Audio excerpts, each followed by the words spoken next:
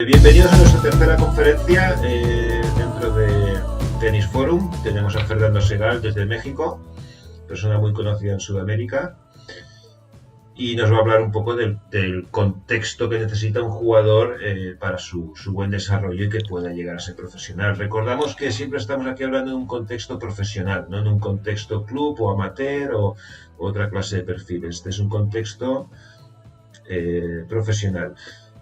Fernando ha trabajado con la federación. Bueno, Fernando, mejor que te presentes tú. Buenos días, estás desde México, gracias por asistir. Son 7 horas menos, son la 1 de la tarde allí. Fernando, tú eres muy conocido en Sudamérica, en España algo menos. Preséntate un poco para que te conozcamos por aquí. Bueno, muchas gracias, Gonzalo. Bueno, mi expertise, y siempre me dediqué mucho, si bien es cierto, también trabajé con jugadores tanto ATP como WTA. La realidad que a mí siempre me gustaba trabajar más con el detrás de escena, ¿no? La estructura que permite desarrollar tanto jugadores en forma sistemática como también desarrollar entrenadores. Por eso trabajé con 5 federaciones diferentes a nivel mundial como director y como director consultor.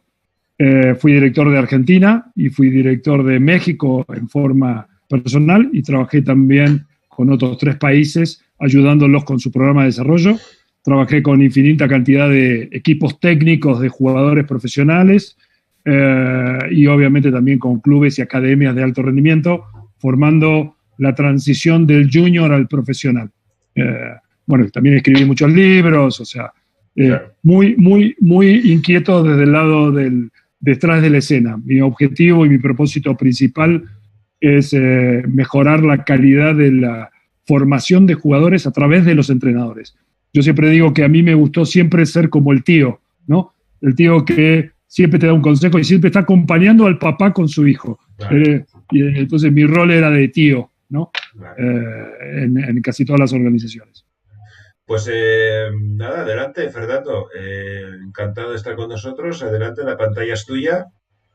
Y más tarde, si alguien quiere hacer una pregunta, aquí estaremos vía chat. Esta retransmisión es live en Facebook. Pueden dejar sus comentarios, sus preguntas. Se las trasladaremos a Fernando cuando le acabe su exposición. Pues adelante, Fernando. Te escuchamos. Bueno, muchas gracias, Gonzalo, por la invitación y te felicito primeramente por Tennis Forum.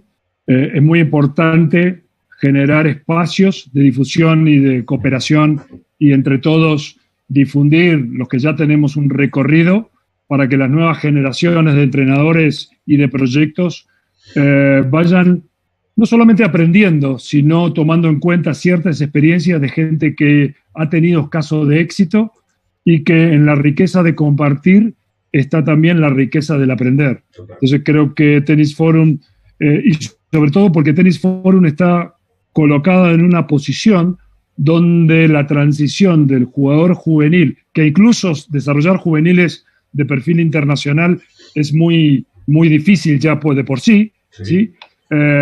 Esos, trasladarlos a ser jugadores profesionales y entendiendo que en los jugadores profesionales en hombres, alrededor de los 150 jugadores profesionales hombres, son gente que puede vivir del tenis en forma. Si profesional entendemos que tú vives de esto, ¿sí? Son un poco más porque hay jugadores que juegan interclubes, que juegan en diferentes países, pero ponle que 150 son los que juegan y en mujeres son 100, más o menos estadísticamente.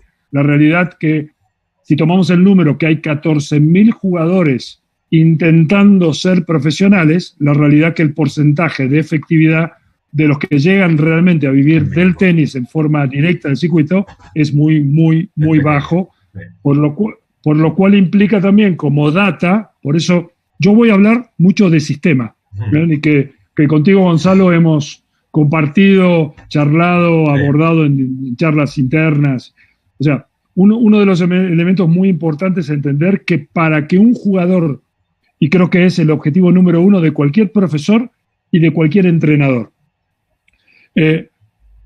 tenga el talento y tenga la capacidad, el talento natural para poder llegar, la realidad que lo que nosotros técnicamente en desarrollo llamamos la autopista de desarrollo, por donde el jugador va a recorrer, de los 10 años a los 14, de los 14 a los 18, de los 18 a los 23, que son como los checkpoints que tú tienes que ir pasando. O sea, tú tienes que ir pasando por diferentes checkpoints en el recorrido, desde que comienza menores de 10 años, 14 años después de aplicar porque es una edad muy importante, 17, 18 es otra edad importante, después viene entre 21 y 23, dependiendo si sos hombre y mujer, dependiendo de qué área del mundo eres, ¿sí?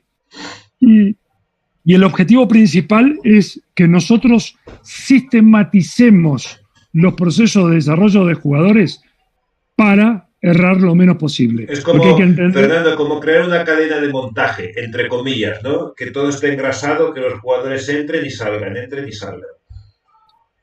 Claro, y además, entendiendo, primero hay que romper algunos paradigmas que tienen que ver con el desarrollo de jugadores, con la enseñanza, y esto antes de empezar con mi presentación. Por ejemplo, son muy pocas las historias de jugadores que tuvieron el mismo maestro de los 8 años. Probablemente España tiene más ejemplos, ¿sí? Pero en general, a nivel de la historia de desarrollo de jugadores de los últimos 40 años, tienes pocos casos de que el mismo profesor de los 8 años termina siendo tu entrenador en el circuito profesional. Pocos. Bien, la realidad es que el porcentaje es muy mínimo. Existen casos, no quiere decir que no, existen casos, pero la realidad que tú tienes el maestro de la primaria, tienes el maestro de la secundaria, tienes el profesor de la preparatoria, tienes el profesor de la universidad, y cuanto más calidad de escuela o más calidad de profesores tengas, probablemente la efectividad de tu autopista de desarrollo sea más efectiva. Correcto. Yo creo que es muy importante para nosotros y entender, recuerda lo que en mi presentación, ¿no? Yo siempre trabajé en función de lo que está detrás del jugador y detrás del entrenador, y preparando entrenadores para lo que iban a desarrollar con jugadores. Entonces, entendiendo eso, a mayor calidad, es como si tú quieres ir a estudiar a Harvard. Si tú quieres jugar a Harvard, tienes que no solamente tener el dinero, sino también tienes que tener un promedio, por lo cual tuviste que ir a una prepa de alto nivel, por lo cual tuviste que haber ido a una secundaria de alto nivel, y por lo cual tendrías que haber tenido una primaria de alto nivel. Uno de los paradigmas comunes en el tenis es creer que uno puede hacer todo. Está difícil hacer todo. Hay casos, como dije antes, pero la realidad es que en el recorrido de un jugador va a haber diferentes maestros que todos deberían ser de alto rendimiento, pero no de alto rendimiento desde el punto de vista de entrenamiento del jugador, sino alto rendimiento por la calidad de la eficiencia y eficacia que tienes en ese área. O sea, ¿verdad? Y siempre el alto rendimiento dentro de cada tiempo del niño. Claro, alto rendimiento en 8 años, alto rendimiento en 14, con sus metodologías, sus historias, ¿no? No por carga, y esto es un punto importante para compartir con los amigos, no por carga de trabajo. Alto rendimiento se cree que es un problema de... Tú no puedes entrenar lo que el chico no tiene. O sea, tú primero tienes que enseñar, bien, para después entrenar. Bien, entonces, ¿cuál es el factor fundamental? El factor fundamental en un proceso sistemático de desarrollo es que tú formes al jugador, pulas esa formación, porque además el cerebro, pensemos... Todavía no empecé con mi disertación, pero quiero hacer como un entorno, si me das permiso, Gonzalo, para los amigos.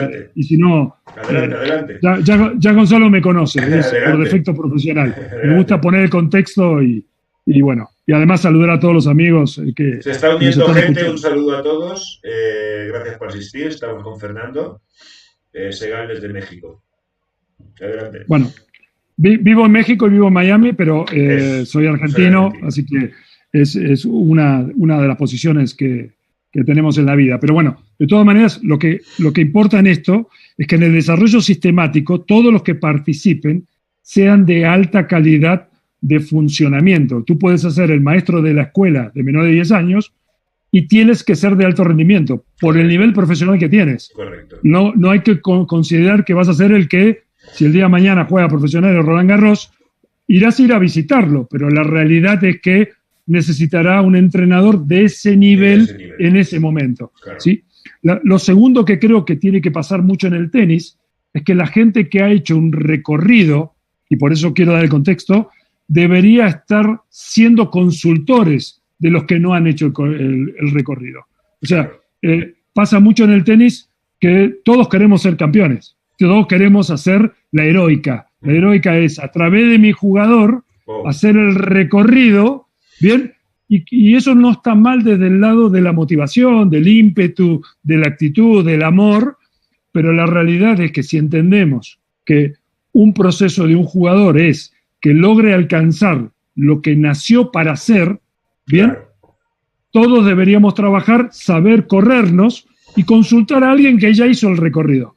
Por lo cual, para mí, en la etapa de transición, Gonzalo, para mí siempre tiene que haber entrenador a cargo, entrenador consultor. Si me decís a mí un paradigma... Fernando, es una figura que es difícil esa de consultor, ¿eh? Los entrenadores, pues, somos, yo también me incluyo, individualista, cuesta trabajar con alguien, todo lo sé yo, nadie me va a enseñar nada, ¿no? Entonces, esa figura, yo estoy completamente de acuerdo contigo, pero es difícil tenerla, ¿eh?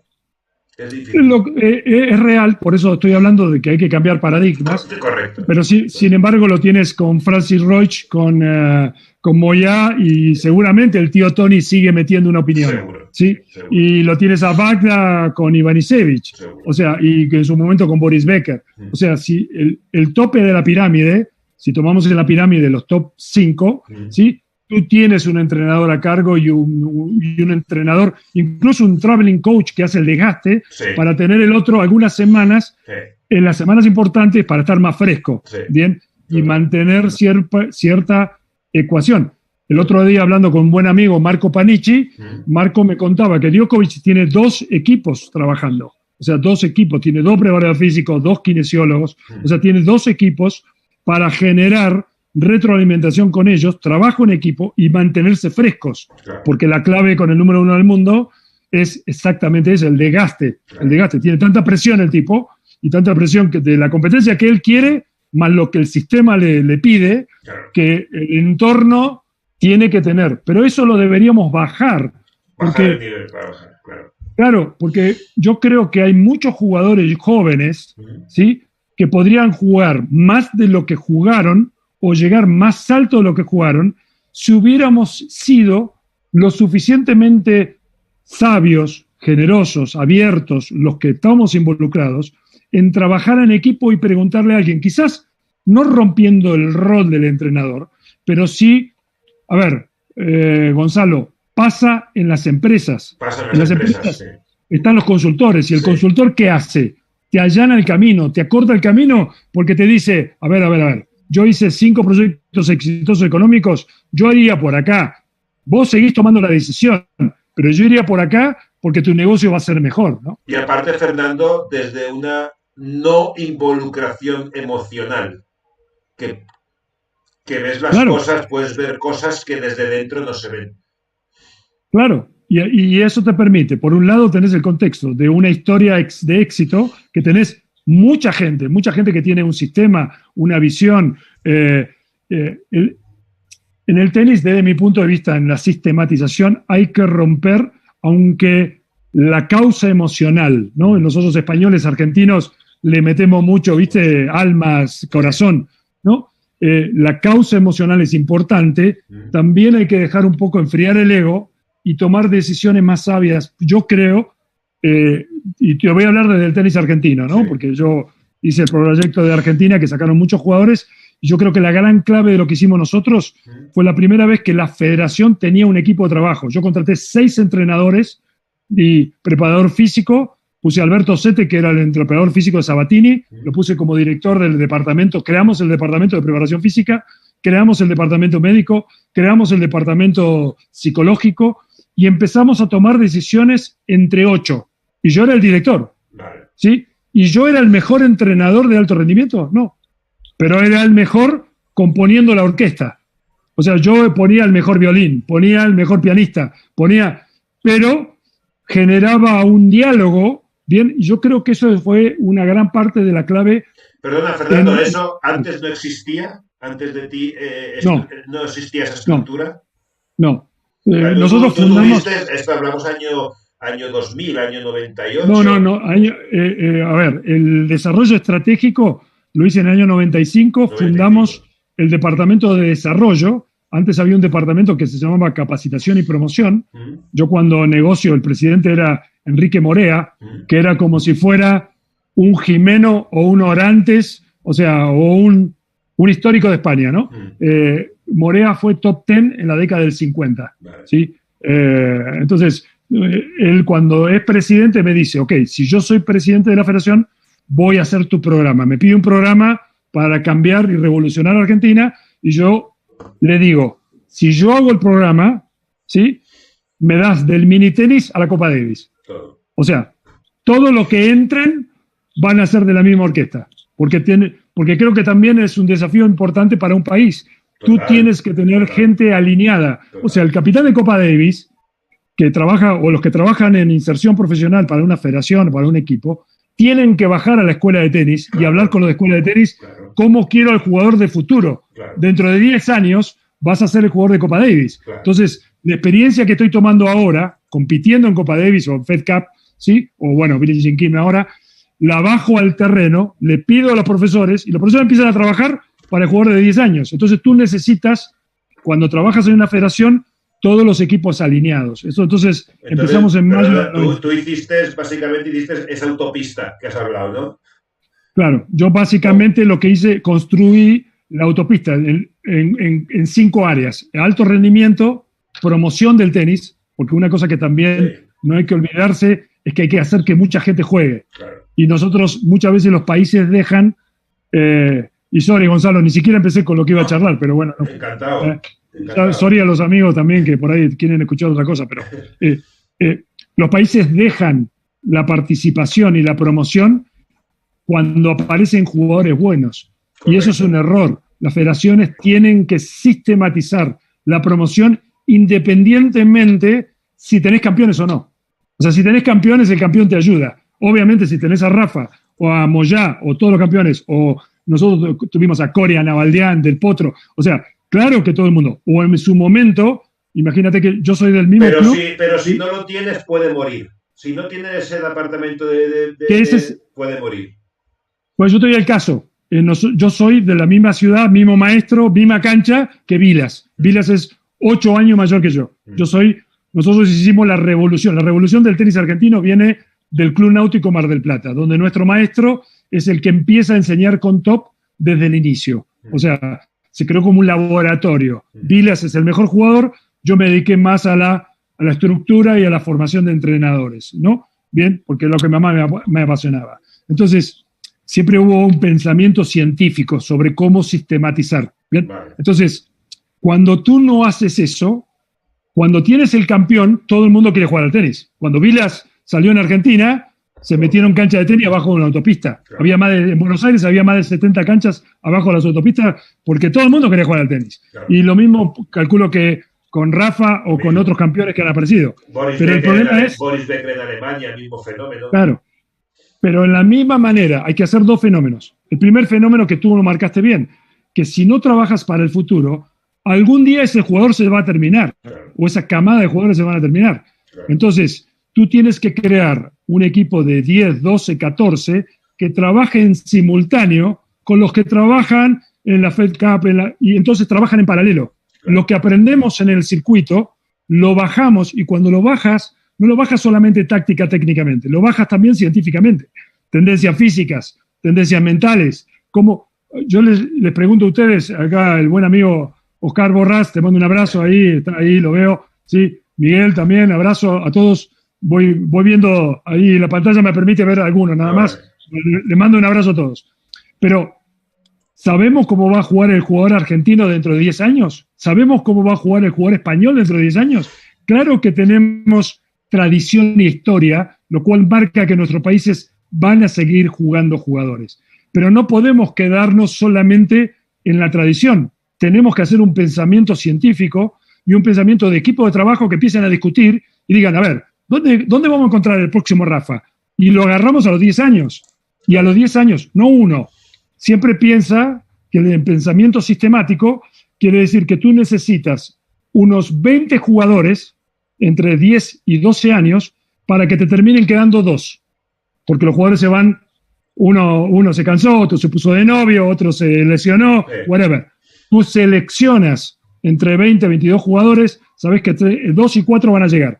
Pero si tú lo haces todos los años, Claro, jamás te caes. claro. Lo que pasa es que la mayoría de los países, a ver, le hago una pregunta porque todos somos del tenis. ¿Dónde está Suecia? En la década del 80, Suecia era Dios. el país número 1 del mundo. Tenían 5 jugadores en los 15 del mundo. Correcto. Pero Suecia dejó de aprovechar, también le pasó una época a Australia, dejó de aprovechar el pico y dejaron de trabajar simultáneamente en la formación. O sea, como yo siempre digo, vivieron la fiesta, y en Argentina pasó también. Sí. Se vivieron la fiesta, tenemos campeones, ganamos la Copa Davis, y cuando nos dimos vuelta y estos jugadores se fueron, ¿qué pasó? Ya se acabó la fiesta. Sí, hay que limpiar todo, pero no tenemos nadie. Claro. Entonces, normalmente en el pensamiento sistemático, tú tienes todos los años que estás trabajando en desarrollo de talento en forma, valga la redundancia, sistematizada. Por eso la federación, en un caso, esto se llama ruta crítica. Ruta crítica es cuando tú tienes en el tope de la ruta Sí. 8 o 10 jugadores, por ejemplo, España tiene 10 jugadores Sí. en los 100 del mundo, y tú ya sabes cuáles son los 6, 7 que tienes entre los top 200 ITF. Y ya vienes con los de 14 años, y ya hiciste un research en toda España. Voy a usar España porque estamos hablando de España, pero lo usas en el país que sea, y tú tienes, y resulta que, en Valencia hay uno de 10 y uno de 12. Y en Mallorca hay otro. Y en Barcelona tenemos 5. O sea, entonces tú tienes unos 20 jugadores y los vas siguiendo. Y vas evaluándolos. Y vas viendo su plan físico. Si tienen plan físico, si no lo tienen. Si el preparador físico está preparado realmente para desarrollar esa etapa. Tienes un plan mental. Tienes un plan de, como hace Oscar, de maximizar la definición y maximización táctica de las elecciones y la toma de decisión. O sea, porque pensá que el deporte hoy, si jugamos a 150 kilómetros por hora de media de derecha en alta velocidad, dentro de 10 años va a ser la media. No va a ser que Del Potro te pega 156 y es la excepción. Si en el año 1999 había 5 jugadores que sacaban a más de 210 kilómetros por hora. En el año 2018 eran 198 que sacaban a 210 kilómetros por hora.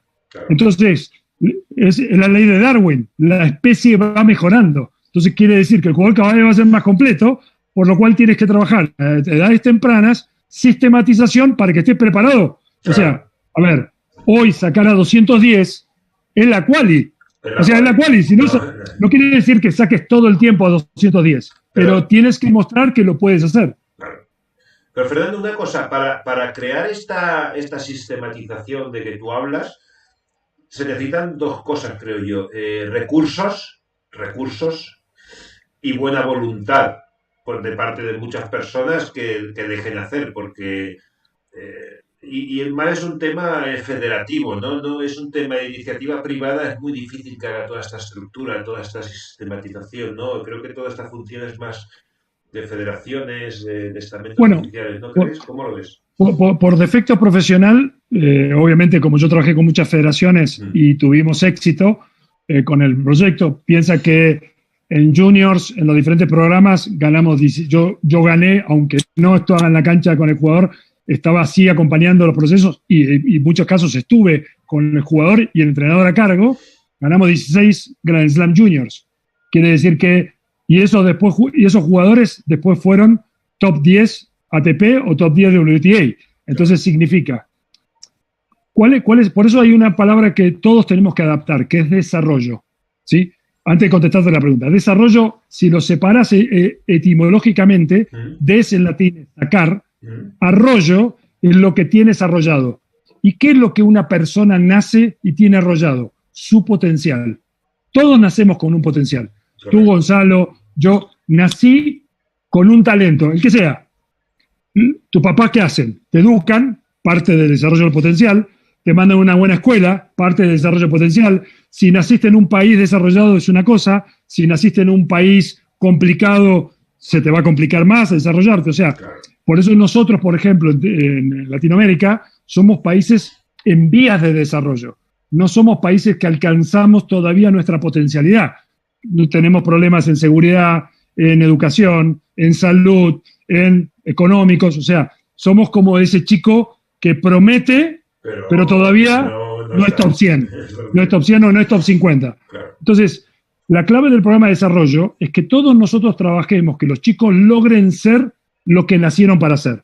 Y el ejemplo es muy claro. Si un chico nace con el talento, tú mueves la mano, ¿sí? ¿Ves?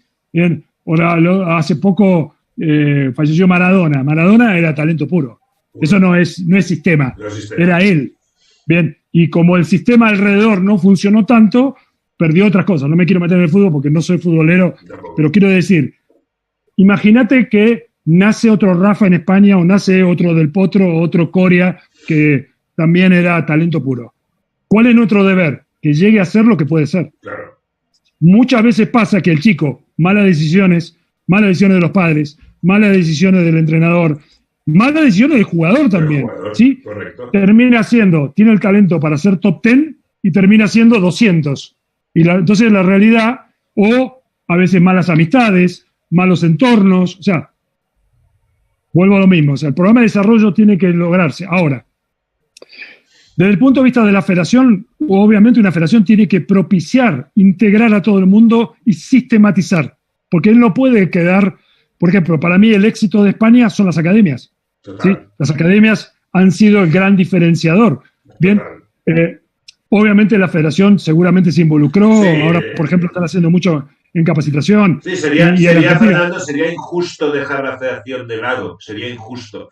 Pero fue un elemento más, no fue el único elemento.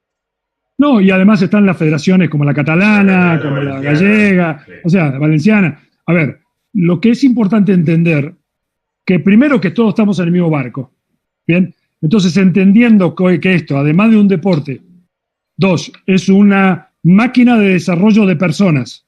Correcto. 3, es un negocio. Cuanto más gente juegue, mejor. Más pelotas vendes, más raquetas vendes. Correcto. La diferencia es qué hago con ese dinero. Con ese dinero lo tengo que poner en generar más símbolos. Más símbolos significa jugadores que tienen el talento para poder llegar y sistematizo el proceso. ¿Para qué? Para errar lo menos posible. Claro. Si tú le pones a Cotorro, que es de lo mejor del mundo, a hacer consultoría de los papás de los chavos de 10 años, de cualquier país del mundo, seguramente los papás van a errar menos. Claro. ¿Bien? Entonces el dinero tiene que aparecer, pero ¿sabes qué, Gonzalo? El dinero aparece cuando hay sistema. Cuando hay un sistema, sí. Es muy fácil conseguir dinero. Sí. Porque nuestros países que tienen gran historia tenística, España ganó 5 veces la Copa Davis, sí. Nosotros perdimos 5 veces la final y ganamos una. Pero quiero decir, somos productores naturales de jugadores. Somos una escuela, yo llamo, Fernando, somos una escuela de tenis. En el sentido general, somos una escuela. Claro. Argentina es una escuela. Por ejemplo, esta sistematización que tú hablas, yo siempre pongo el ejemplo. Suiza no es una escuela de tenis. Suiza se basa en generación espontánea de 3 generaciones de 2 tíos que tienen mucho talento, pero no es una escuela sistematizada como ha podido ser Argentina, España, Italia, Estados Unidos, Australia. No, y además el valor de nuestras escuelas es que hemos logrado, en algunos casos, sistematizar. Cuando tú logras sistematizar el conocimiento, ayudas a muchos a que bajen el margen de error y suban el margen de efectividad. Bien, entonces, por eso, si rompemos el paradigma de la no consultoría, si rompemos el paradigma de que yo tengo el talento y se me ocurrió hacer esto, no, para. Si yo viajo a Japón, o viajo a China, o viajo a la India, o viajo a España, o viajo a Canadá, en un semáforo rojo paro. Claro. Entonces, ¿qué quiere decir? Sistematización es respetar ciertas reglas que por edades los jugadores tienen que llevar. Claro. En el año, te doy un dato que es importante, ¿sí? En el año 1995, mi gran amigo Richard Schomburg, que ya estaba muy mayor, pero fue uno de los primeros que trabajó en sistematizar el conocimiento para los entrenadores. Richard, junto con Manfred Grosser, que es un gran estudioso de la educación física, publican un estudio que hicieron sobre 10.000 jugadores de Europa, donde marcan que el 85% de lo que un jugador va a jugar, si es profesional, lo aprende antes de los 14 años. ¿Qué significa eso? Que las escuelas de tenis tienen que dedicarse a formar lo más completo posible. Claro. No te apures a entrenar. No te apures porque no podés entrenar lo que no tenés. Claro. Hacé los jugadores lo más completos posibles y dejá la etapa de entrenamiento después de los 13, 14 años. Claro. Pero jugador... Eso yo en mi conferencia antes lo enlazo con que yo he dicho que la etapa más importante en el incremento de niveles de 14 a 18. Esa etapa es crucial. Ahí es donde la mayoría de la gente se queda y no progresa. Y ahora te doy otro dato sobre eso, pero vamos a la primera para los amigos que nos están escuchando. A ver, primera edad crucial, donde las habilidades motoras se cierran, es entre los 11 y los 12. Por eso los jugadores, independientemente que somos un deporte individual, tenemos que usar deportes colectivos. El fútbol, por ejemplo, España y Argentina somos países futboleros. El fútbol, como el básquet, te mejoran la movilidad. Te bajan el centro de gravedad y entonces tenemos que ser inteligentes. Por ejemplo, hoy los chicos no juegan tanto, pero en mi época yo puse en los nacionales de Argentina de 10 y 12 años ajedrez. Porque el tenis es ajedrez anticipado. Tú dices, saco para acá, si me viene acá, juego acá. O sea, entonces, si tú a edades tempranas genera... Hoy es más difícil porque hay tantos juegos que los chicos no se quedan, pero estoy hablando casi 25 años, ¿no? O sea, ya uno tiene su kilometraje, ¿sí? Es importante entender que tenemos que usar otras áreas para solidificar las áreas que tienen que ver con nosotros y usar otros deportes porque también otros deportes nos sacan presión. ¿Bien? ¿Sabes lo que dice aquí? Entonces, que tú lo conocerás, David Sanz, de la Federación Española, es especialización a los 14, multideporte hasta los 14. Exactamente. Sí, yo quizás siempre... 14, 13, 12, depende... Claro, siempre, o sea, para ser muy pragmáticos, depende la personalidad y la capacidad de adquisición de habilidades del chico o de la chica. Porque hay chicos que te saltan eso. Claro. Y ahí está la habilidad del entrenador. Claro. Por ejemplo, si no vamos a tener tiempo porque tendríamos que hablar horas y entre todos podríamos hablar horas de esto. Para mí, si hablamos de metodología, ¿sí? Y lo toco, pero después lo dejo porque podemos hablar otro día y si querés el año que viene metemos. Para mí, la clave metodológica del jugador de tenis es la transición. Siempre estás... Vos como entrenador lograste algo, tu jugador mete bola pesada, cruzada derecha 5 veces, ¿qué querés? Que meta 7. Claro. Entonces, siempre el proceso metodológico es balance, desbalance, balance. ¿Qué significa? Balance, lo logro, inmediatamente entro en transición y hago una propuesta nueva para meterle más potencia, más precisión, más control, más efecto. O sea, logró y cambio enseguida. Rápido. Logró y cambio enseguida. Claro. El gran clave, para no seguir sobre esto, es que siempre la propuesta de desbalanceo sea no más del 15-20%. A veces yo veo que viajo por el mundo viendo muchas academias o cursos que he dado en más de 50 países y ves a un jugador que no puede meter la pelota 2 metros para un lado, 2 metros para el otro, ¿sí? Haciendo lado a lado 5 metros. O sea, ¿para qué lo haces? Si el chico no lo puede hacer, lo estás frustrando. Simplemente para decir, hago un ejercicio de motivación. No, es lo que tú dijiste antes. Si corre, es que está bien hecho. Claro. ¿Me entiendes? Y entonces, por eso creo que es muy importante, ¿sí? El entrenador tiene que ser muy disciplinado técnica, táctica, metodológicamente, para lograr, porque el tenis es un deporte de autoestima. Tú lo que tienes que lograr es que el tipo lo haga y que lo haga por él. Entonces el tipo cree, ¿qué es lo que tenemos españoles y argentinos? Que nuestros jugadores se paran y dicen, vamos, dale, vamos a pelear. ¿Sí? Rafa cuando tira la moneda y salta, ¿qué te está diciendo? Vamos. Hoy corremos 3 horas, ¿eh? Dale, vamos. O sea, ¿entendés? Entonces tenemos que crear un entorno de autoestima. Pero bueno, salgo de metodología, lo hacemos el año que viene. ¿Sí? Muy importante, para tocar un poco mi disertación, hay 4 líneas importantes en un programa de desarrollo. ¿Sí? El programa de desarrollo empieza desde que el chico nace en términos tenísticos, ¿sí? Pero vamos a meternos después de los 14, ¿no? 14 dijimos. Sí. Es como si tuviéramos ahora 500 profesores de tenis escuchándonos que trabajan en escuelas, diciendo, cuando me llegue a mí, que soy entrenador, yo quiero que el chico cambie ritmos, juegue en cualquier superficie, sepa atacar, sepa defender, sepa moverse, sepa cambiar ritmos, que tenga 7, 8 formas diferentes de golpear a la derecha, lo mismo, o sea, tú le pides todo eso. Entonces, cuando me lo entregas a los 14, con el 85% formado.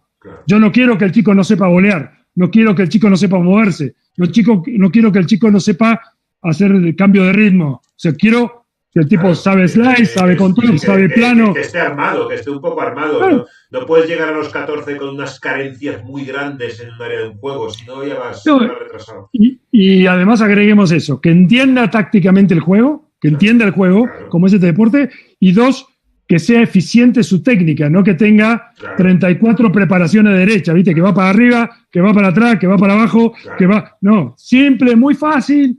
Nosotros sabemos de esto, pero ¿qué quiero decir? Supongamos que estamos hablando con esos 500. Sí. Cada uno es director. Sí. Bueno, muchachos, ustedes son la máquina productora. Ustedes nos mandan los 30 que van a ser los mejores. Esos 30 los vamos a entrenar. O 100, no importa nada, por decirte un número. En los programas de desarrollo hay 4 líneas fundamentales. 4 líneas que tú tienes que hacer. Cada uno tiene que tener su programa de desarrollo. La primera línea es la táctico-técnica. Quiere decir, la mezcla, primero, tenemos que asegurarnos 5 cosas del jugador. La primera es que puede jugar en cualquier superficie. Muy importante. Por ejemplo, nosotros en Argentina, cuando yo fui director, uno de los mirá, el primer camp de evaluación de jugadores, trajimos al 1, 2 y 3 de Argentina de 12 y 14 años. Y los hicimos entrenar en cancha rápida. ¿Sí? ¿Y qué hicimos? Te estoy hablando del año 96. Claro, año 96, otro contexto. Año 96. Claro, espera. Claro. ¿Y qué hicimos? Dijimos, a ver, los argentinos jugamos muy atrás. Sí. Tenemos que jugar más cerca de la línea, entrar y salir, ¿sí? Ahora, no tenemos tantos resultados en cancha dura. Y en ese momento la cancha dura era más rápido de lo que es ahora. Correcto. Porque ahora la cambiaron por la televisión. Sí. Por lo cual el clay y la rápida ya son casi iguales. Sí. En esa época todavía había más diferencia. Sí. Bueno, ¿qué hicimos nosotros? Traernos el 1, 2 y 3 de 12, varón y mujer, y de 14. Y Gonza, hicimos al revés. Dijimos, vamos a ver cuáles son los errores que todos hacen.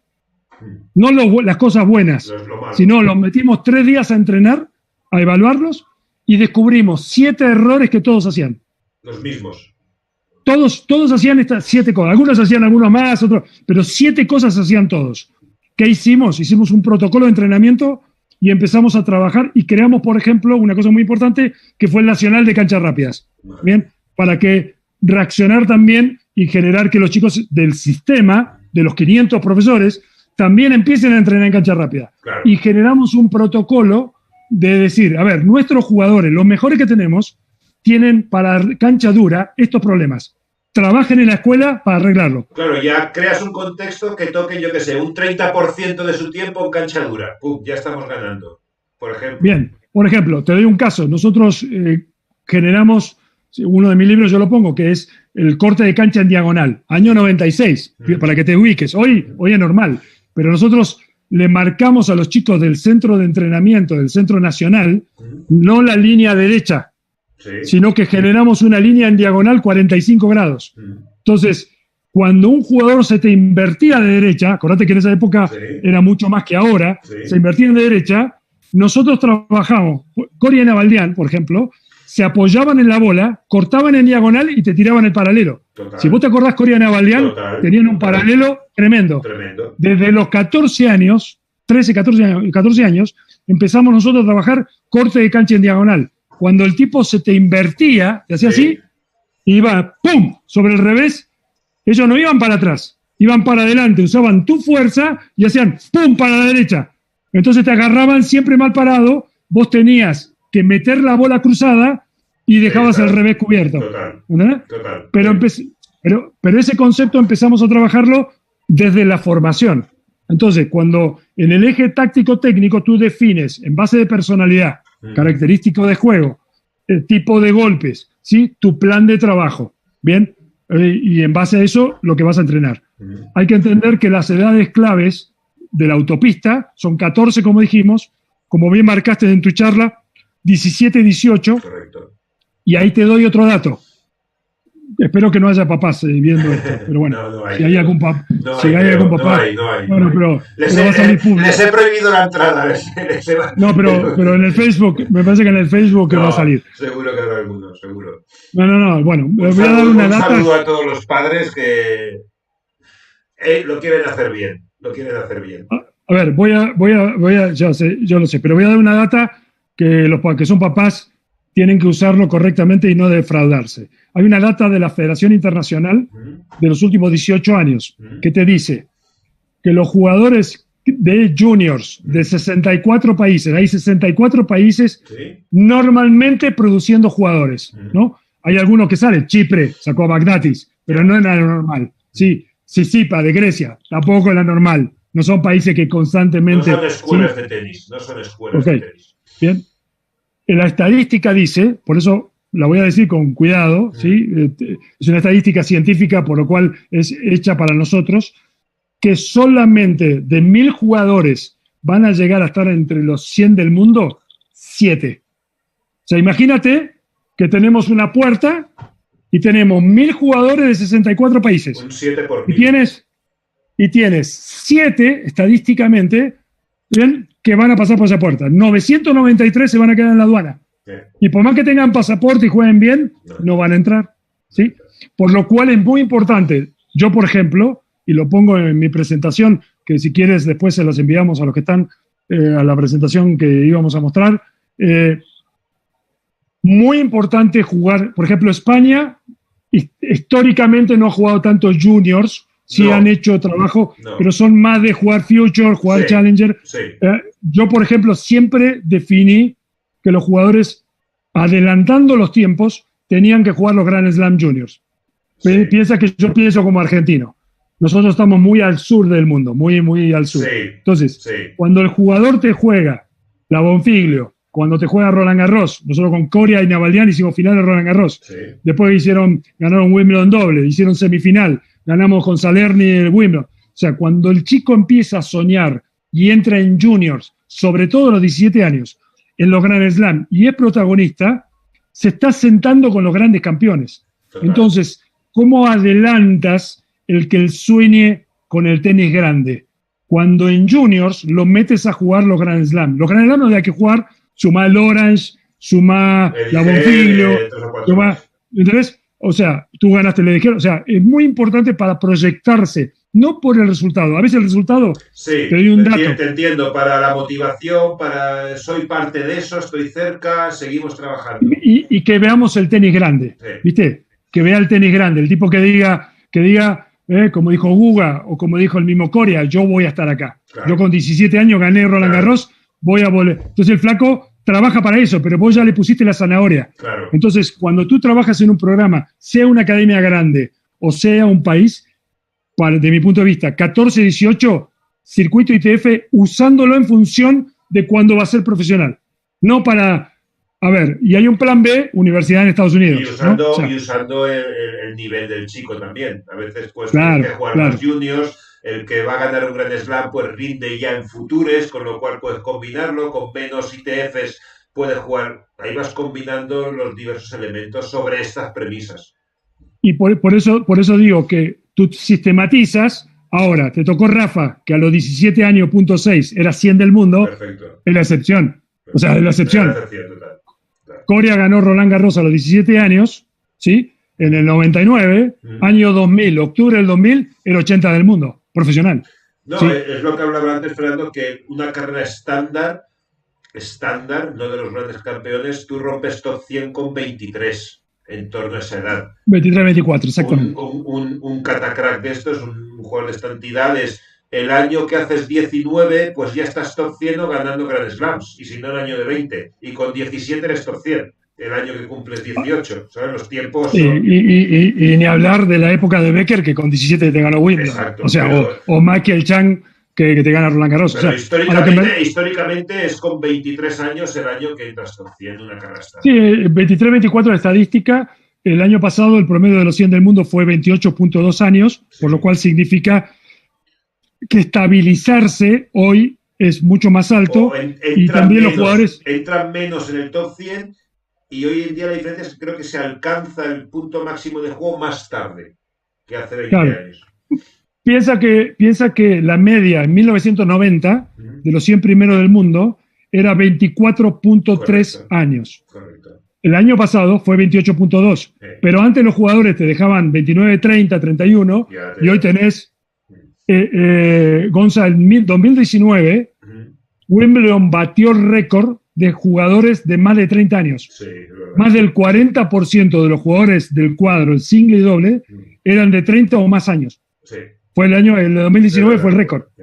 ¿Sí? O sea, pero bueno, Sí, por eso te digo, sí. de cada tema podríamos charlar, ¿no? O sea, a ver, checkpoint de desarrollo son 14, bueno, 10 para la escuela de tenis, 14, 17, 18, porque 17, 18 te dice, a ver, Raonic es un madurador tardío, tipo de 2 metros, ¿sí? Raonic en junior, que si bien jugó los Grand Slam, terminó 35 del mundo. O sea, no fue No fue un de los niño. primeros 10. O sea, no estaba dentro de la estadística, porque si seguimos la estadística y la ITF te dice que van a ser 7 por 1000, la lógica es que tratemos de meter tus jugadores entre los 10 Claro, primeros del ITF. claro, Si estás entre los claro, 10 primeros del ITF, estás cerca de la estadística. claro, Si estoy 100 de ITF, está difícil que vayas a ser top 100, claro, salvo que seas un madurador tardío. claro. Raonic fue un madurador tardío, porque el tipo de 2 metros, imagínate, Junior no se podía mover de la misma manera, después el tipo termina siendo 4 del mundo, pero termina en Junior en 35 y explota para los 100 del mundo en los 21. Bien, tenés otro caso, Frana, por ejemplo, que si bien es cierto no fue top 30, Frana a los 18 no era ni el mejor de Argentina, No, ni era... hay muchos casos, Fernando. El Pato Clavet, que estuvo en un programa la semana pasada conmigo, primer punto ATP con 20 años. Claro, claro. Hay O muchos. bueno, por ejemplo, a mí un caso de España que me gusta y yo en las charlas hablo mucho de él, es Bautista Agut. Porque Bautista Agut, cada año de su carrera fue haciendo una meseta y creciendo. E Total, incluso cuando entra en los top 100, cada año bajaba 20 puestos de promedio. total. O sea, el tipo entró al top 100, fue 80. Al año siguiente, 60. Al año siguiente, 40. Al año siguiente, top 20. Al año siguiente, tocó. O sea, fue haciendo un proceso que es, de mi punto de vista, es lo que nosotros tenemos que hacer con todos. Ahora, te salió un Rafa, te salió un Coria, Perfecto. te salió un Navalian, te salió. Son ellos. Bien, Sí, tendrás que ajustar. pero si tú no tienes el plan, es más difícil que te salga más cantidad y puedes perder algún jugador por el camino. Exactamente.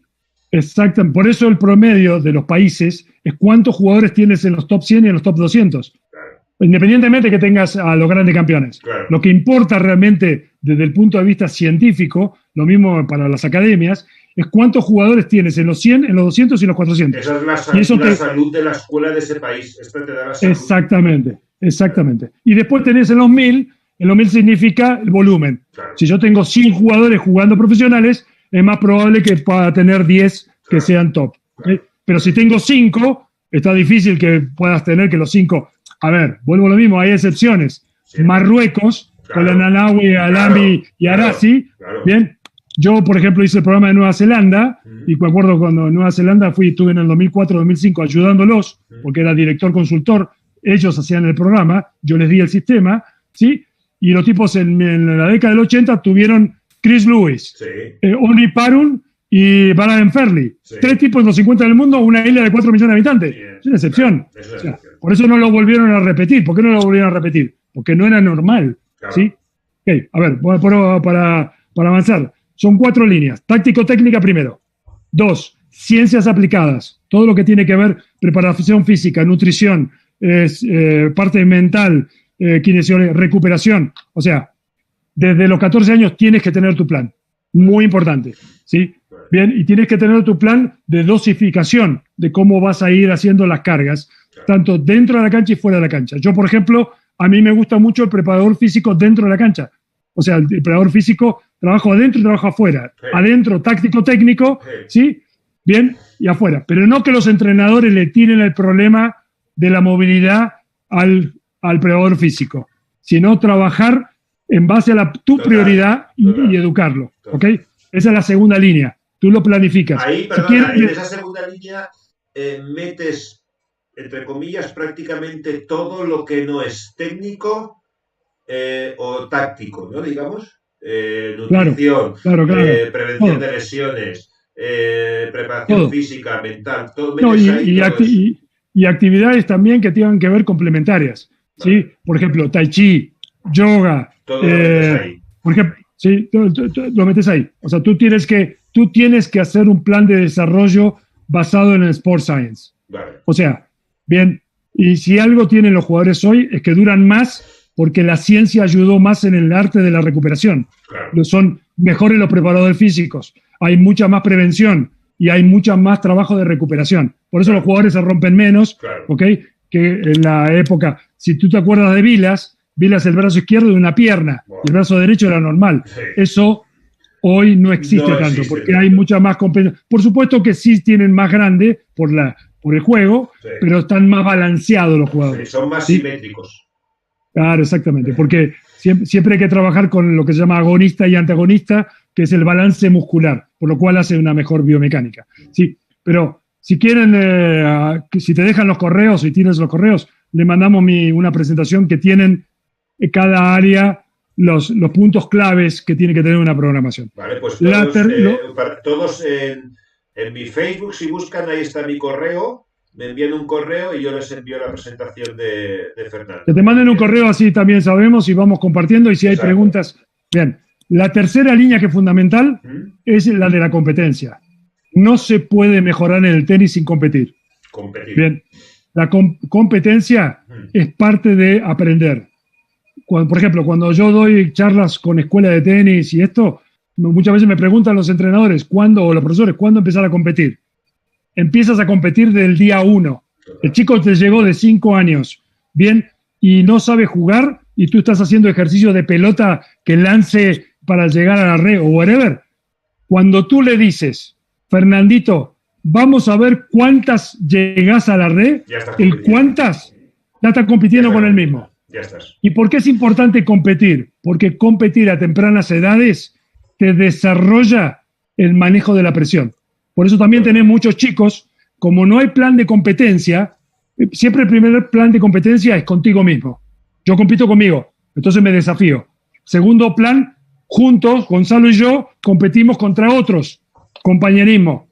Tercero, recién en oposición. En oposición es contra otro la tercer parte. Pero cuando tú metes un plan de competencia en el plan de desarrollo desde tempranas edades, estás generando que el chico aprenda a dominar la presión. Porque el tenis es uno de los deportes, yo siempre le digo a amigos, en la vida no hay ranking de arquitectos, no hay ranking de abogados, no hay ranking de médicos. En el tenis, si sos 200 del mundo, sos 200 del mundo. No puedes decir, soy 200 del mundo, pero juego como el 5. No, flaco, sos 200 del mundo. ¿Entendés? O sea, cuando hay un número delante de tu nombre, es muy frío. Entonces esa frialdad de construir tu juego, además el tenis es una progresión numérica, y Oscar, que habla mucho del tema, lo sabe y lo maneja perfectamente y siempre lo dice. Tú haces golpes para ganar puntos. Si ganas 4 puntos, ganas un game. Si ganas 6 games, ganas un set. Si ganas 2 sets, ganas un partido. Si ganas 5 partidos, ganas un torneo de cuadro de 32. ¿Sí? ¿Qué significa? Todo empieza con el primer golpe. Entonces tienes una progresión matemática, por lo cual, si no metes los números, no metes la competencia a edades tempranas, el chico por ahí te juega bien. Pero literalmente creo que no hay mujeres, ¿no? Pero bueno, en Facebook no pasa nada porque en Facebook es culpa de ellos. ¿Sí? El chico se caga. Juega un huevo, le pega en entrenamiento un huevo, ¿sí? Pero cuando va a jugar el partido, arrugó. ¿Por qué? Porque no hubo un plan de competencias en los entrenamientos. Bien, por lo cual es fundamental evaluar al jugador. No es lo mismo que nuestro entrenador nos diga, a ver, Gonzalo y Fernando, revés cruzado, ¿sí? Y nos pasamos media hora haciendo revés cruzado, típica nuestra, que te digan, bueno, ahora vamos a hacer partido. Empecemos, compitamos. Nada que ver. Fernando saca, Gonzalo devuelve. O Fernando saca por abajo, devuelve Gonzalo con slash y empieza, y vamos a ver. Y si la bola es corta, punto en contra. Y empieza a complicarnos. Entonces, cuando tú evalúas en la sistematización del entrenamiento, estás generando competencia. Cuando estás generando competencia, la mente, acuérdate que el hardware es el cerebro, la mente es el software. Entonces la mente aprende a adaptarse porque la mente maneja emoción y pensamiento. Emoción más pensamiento se transforma en sentimiento. Entonces, cuando tú empiezas a entrenar y empiezas a manejar la emoción y que el chico tome decisiones correctas, el chico aprende a competir. Total. ¿Bien? Total. ¿Bien? Total. Entonces, por eso, otro dato importante para los entrenadores. ¿Cuánto competir? Hay tablas que le podemos mandar de cuántas competencias, y seguramente tú marcaste y tú siempre marcas eso, cuántas competencias en etapa formativa los chicos tienen que tener, partido de single, partido de dobles, ¿sí? Pero lo más importante para mí, el tenis es un deporte de autoestima. Total. Traten siempre 2 partidos ganados, 1 partido perdido. ¿Qué significa eso? Que si el chico, salvo que sea un crack, claro, pero si el chico 14, 15, 16 gana, la competencia está mal elegida. Porque el chico se la va a creer, claro, y cuando pierda va a dramatizar increíble. Claro. Si elegiste una competencia y el chico pierde, también erraste el sistema de competencia. Claro. Porque estás haciendo un perdedor, estás frustrándolo. Claro. Entonces, ¿cuál es el arte del entrenador? Subir y bajar el nivel de la competencia. Por ejemplo, en ITF tiene 6 grados, ¿no? El grado A, sí, y 5 grados de ITF. Entonces, tú tranquilamente puedes, con chicos de 14, 15 años, los metes a ITF, que hay en toda Europa, o están los circuitos de Tennis Europe, que subes y bajas, y vas viendo. Y vas viendo. Si el tipo te ganó, salvo que sea un crack, ¿sí? Estamos hablando de un chico de formación, ¿no? El chico te gana, le subiste el nivel, ¡pum! Lo vacunaron. Vamos de nuevo. He tenido yo un caso, Fernando, tengo un chico yo de 10 años que es de los 2 o 3 mejores en sub 10, con 9. Y yo le he dicho, es que esta competición ya realmente no te sirve, porque es que juegas 3 partidos al año buenos. El 97% de los partidos es 6-0, 6-0, 6-1, no te sirve. Digo, juega, el año que viene quiero que juegues alevines. Igual no ganas el torneo, pero seguramente que habrán esos alevines que no tienen tanto nivel, pues tú seguramente los ganarás y perderás con el alevín bueno, pero ese partido te va a hacer crecer. Volver a hacer otra vez el Master sub 10, que de 100 partidos literalmente 95 no hay nada que hacer, es una pérdida de tiempo en formación. Por eso es importante, la competencia es un factor de desarrollo mental. Claro. Bien, y del carácter en la personalidad. Vos lo estás viendo el chico cómo compite. ¿Qué es lo que queremos nosotros? Claro. Chicos que sepan competir. Claro. O sea, claro, el que sabe competir te compite a lo que sea. Bien, ahora, hay chicos que en definitiva muchas veces se queman en la competencia. Bien, o se queman porque ganaron demasiado y cuando se le complica, la famosa historia de Tony, cuando Rafa gana el campeonato Alevín, sí, y Tony pide el récord de 25 años de los que fueron profesionales. Sí. Y cuando están en la fiesta en Mallorca, que le están mostrando, van a hacer una fiesta, llega Tony con la lista y dice, de los 25 últimos años, solo 5 llegaron a ser profesionales exitosos. Entonces le dice a Rafa, ¿bien? Y eso es una lógica que tiene que hacer un entrenador. O sea, tiene que ir jugando, pero es muy importante, Gonzalo, que todos los entrenadores que nos estén escuchando tengan una estrategia de desarrollo de la competencia como factor de desarrollo mental para el manejo de la presión. Correcto. Bien, entonces, muchas veces pasa, por eso para mí, los entrenadores tenemos que ser campeones de la motivación, pero campeones de la evaluación. Vos evalúas a tu jugador todo el tiempo.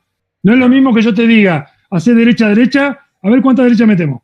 A ver, ahora Gonzalo me la tira toda para arriba y yo la tengo que agarrar semiplana. A ver cuánta metemos. Entonces me estás todo el tiempo y me obligás a contar.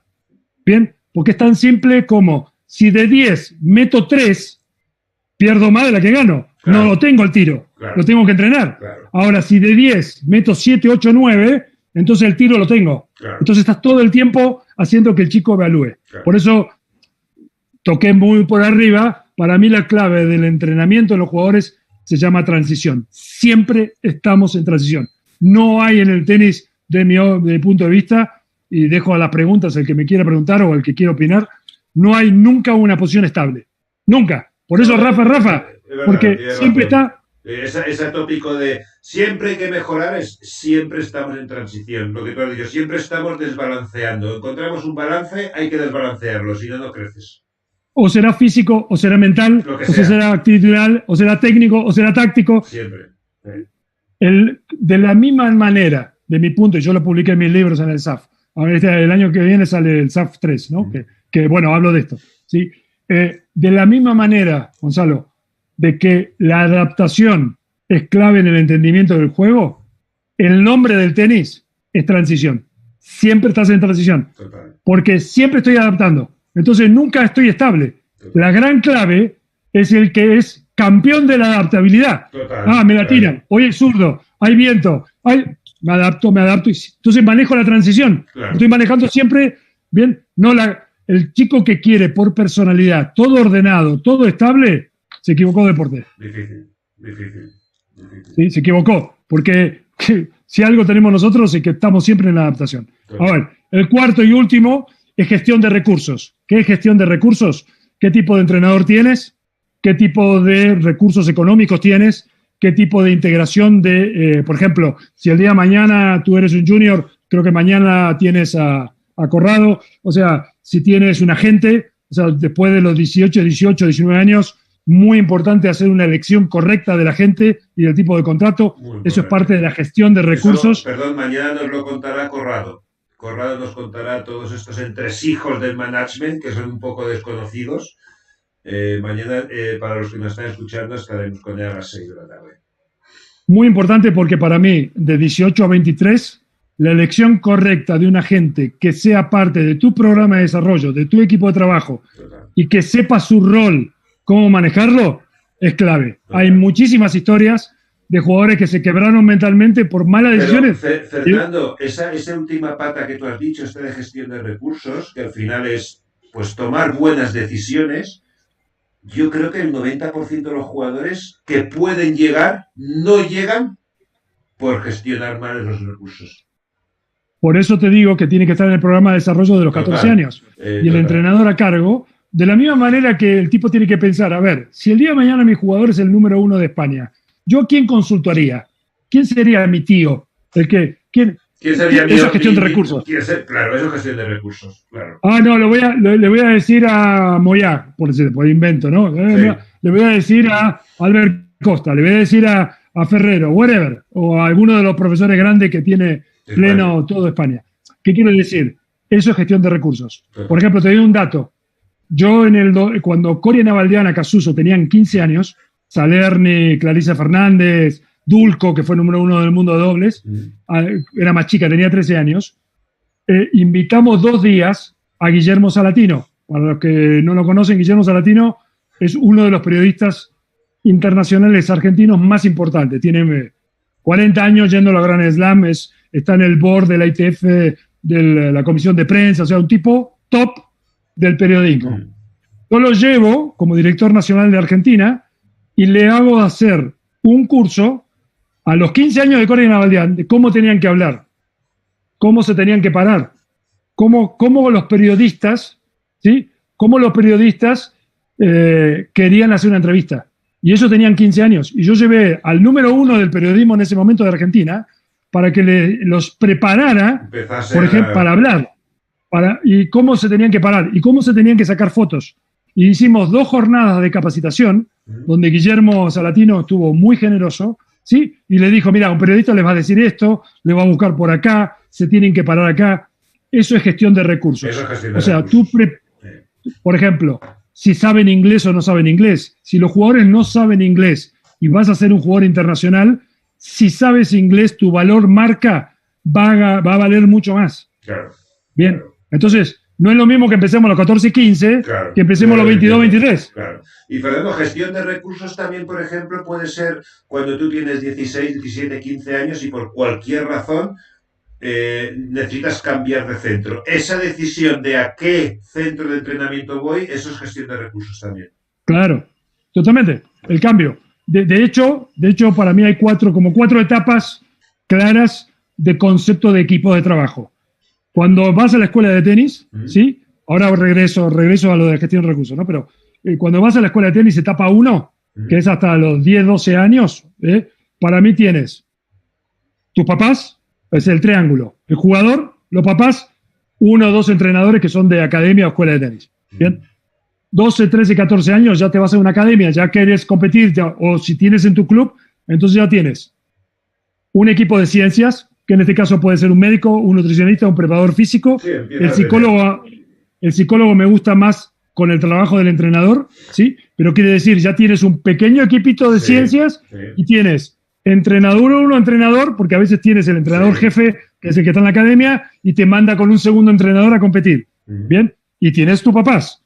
Ya empiezas a ser bueno, ya eres de los 3 mejores de España y viajas por ITF. Ya empiezas a incorporar el tío. Para mí, a los 17, 18 años, tú tienes que, como gestión de recursos, ya haber elegido a alguien que ya hizo el recorrido y que le dice al entrenador. Ahora, si estás en una academia que no pararon de meter jugadores, no vas a tener el tío dentro de la academia, porque ya tienes... Esa figura del mentor, ¿no? Del mentor, claro. Esa figura en el mundo anglosajón se da más que en el mundo latino.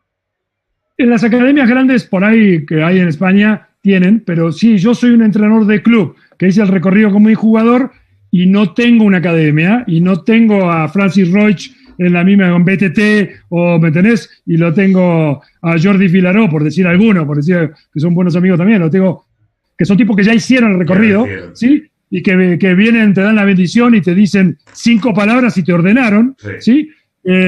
Si no tengo eso, tengo que buscarlo, porque necesito que alguien me ordene por dónde voy a ir. Bien, pero también, ¿qué hago? Ingreso a la gente. Si tú eres de los 3 mejores de España, seguro la gente va a venir. 17, 18 años te va a venir la gente, incluso si eres crack antes, para decirte, vamos por acá. Esa elección de la gente también tiene que ser muy pensada.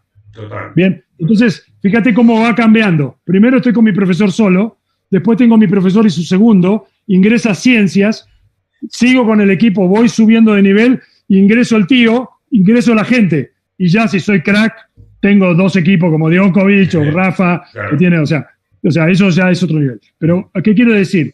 Hay una lógica de trabajo en equipo detrás del jugador para toma de decisiones, gestión de recursos. ¿Ok? Entonces tenemos que prepararnos para eso. Mi punto es, en un programa de desarrollo se tienen que trabajar las 4 líneas. A veces nosotros trabajamos mucho solo lo que pasa en cancha. ¿Verdad? ¿Bien? ¿Verdad? Bien. Sí. Y tenemos que trabajar. A ver, línea 1, táctico-técnico. ¿Verdad? Acuérdense, ¿por qué táctico-técnico? Porque táctico es lo que quiero hacer, técnico es cómo lo voy a hacer. Entonces, siempre primero táctico-técnico, ¿sí? 2, físico-ciencias. A ver, ¿qué plan vamos a hacer? Porque por ahí el preparador físico te dice, lo quiero poner fuerte al jugador a los 15, 16 años, quiero poner fuerte, papá, necesito que la aflojes vos, porque yo tengo prioridad. Bueno, ese es el plan de desarrollo. Ahí estás haciendo, ¿viste? Concentración en dónde están los picos fundamentales del trabajo emocional, whatever, lo que sea, ¿sí? 3, plan de competencias. ¿Cuáles son competencias de performance? ¿Cuáles son competencias de aprendizaje? ¿Cuáles son competencias para viajar? Hay muchos países que tienen buenos jugadores, buenas escuelas, y los jugadores no son buenos viajando. No quiero dar para nacionalidades, por decirlo así. ¿Sí? Pero hay tipos que vos ves, las escuelas juegan un huevo, ¿sí? Pero los tipos quieren la comida de mamá, la cama de casa, y vos, para jugar al tenis, tienes que ser medio gitano. Y entonces, ¿ok?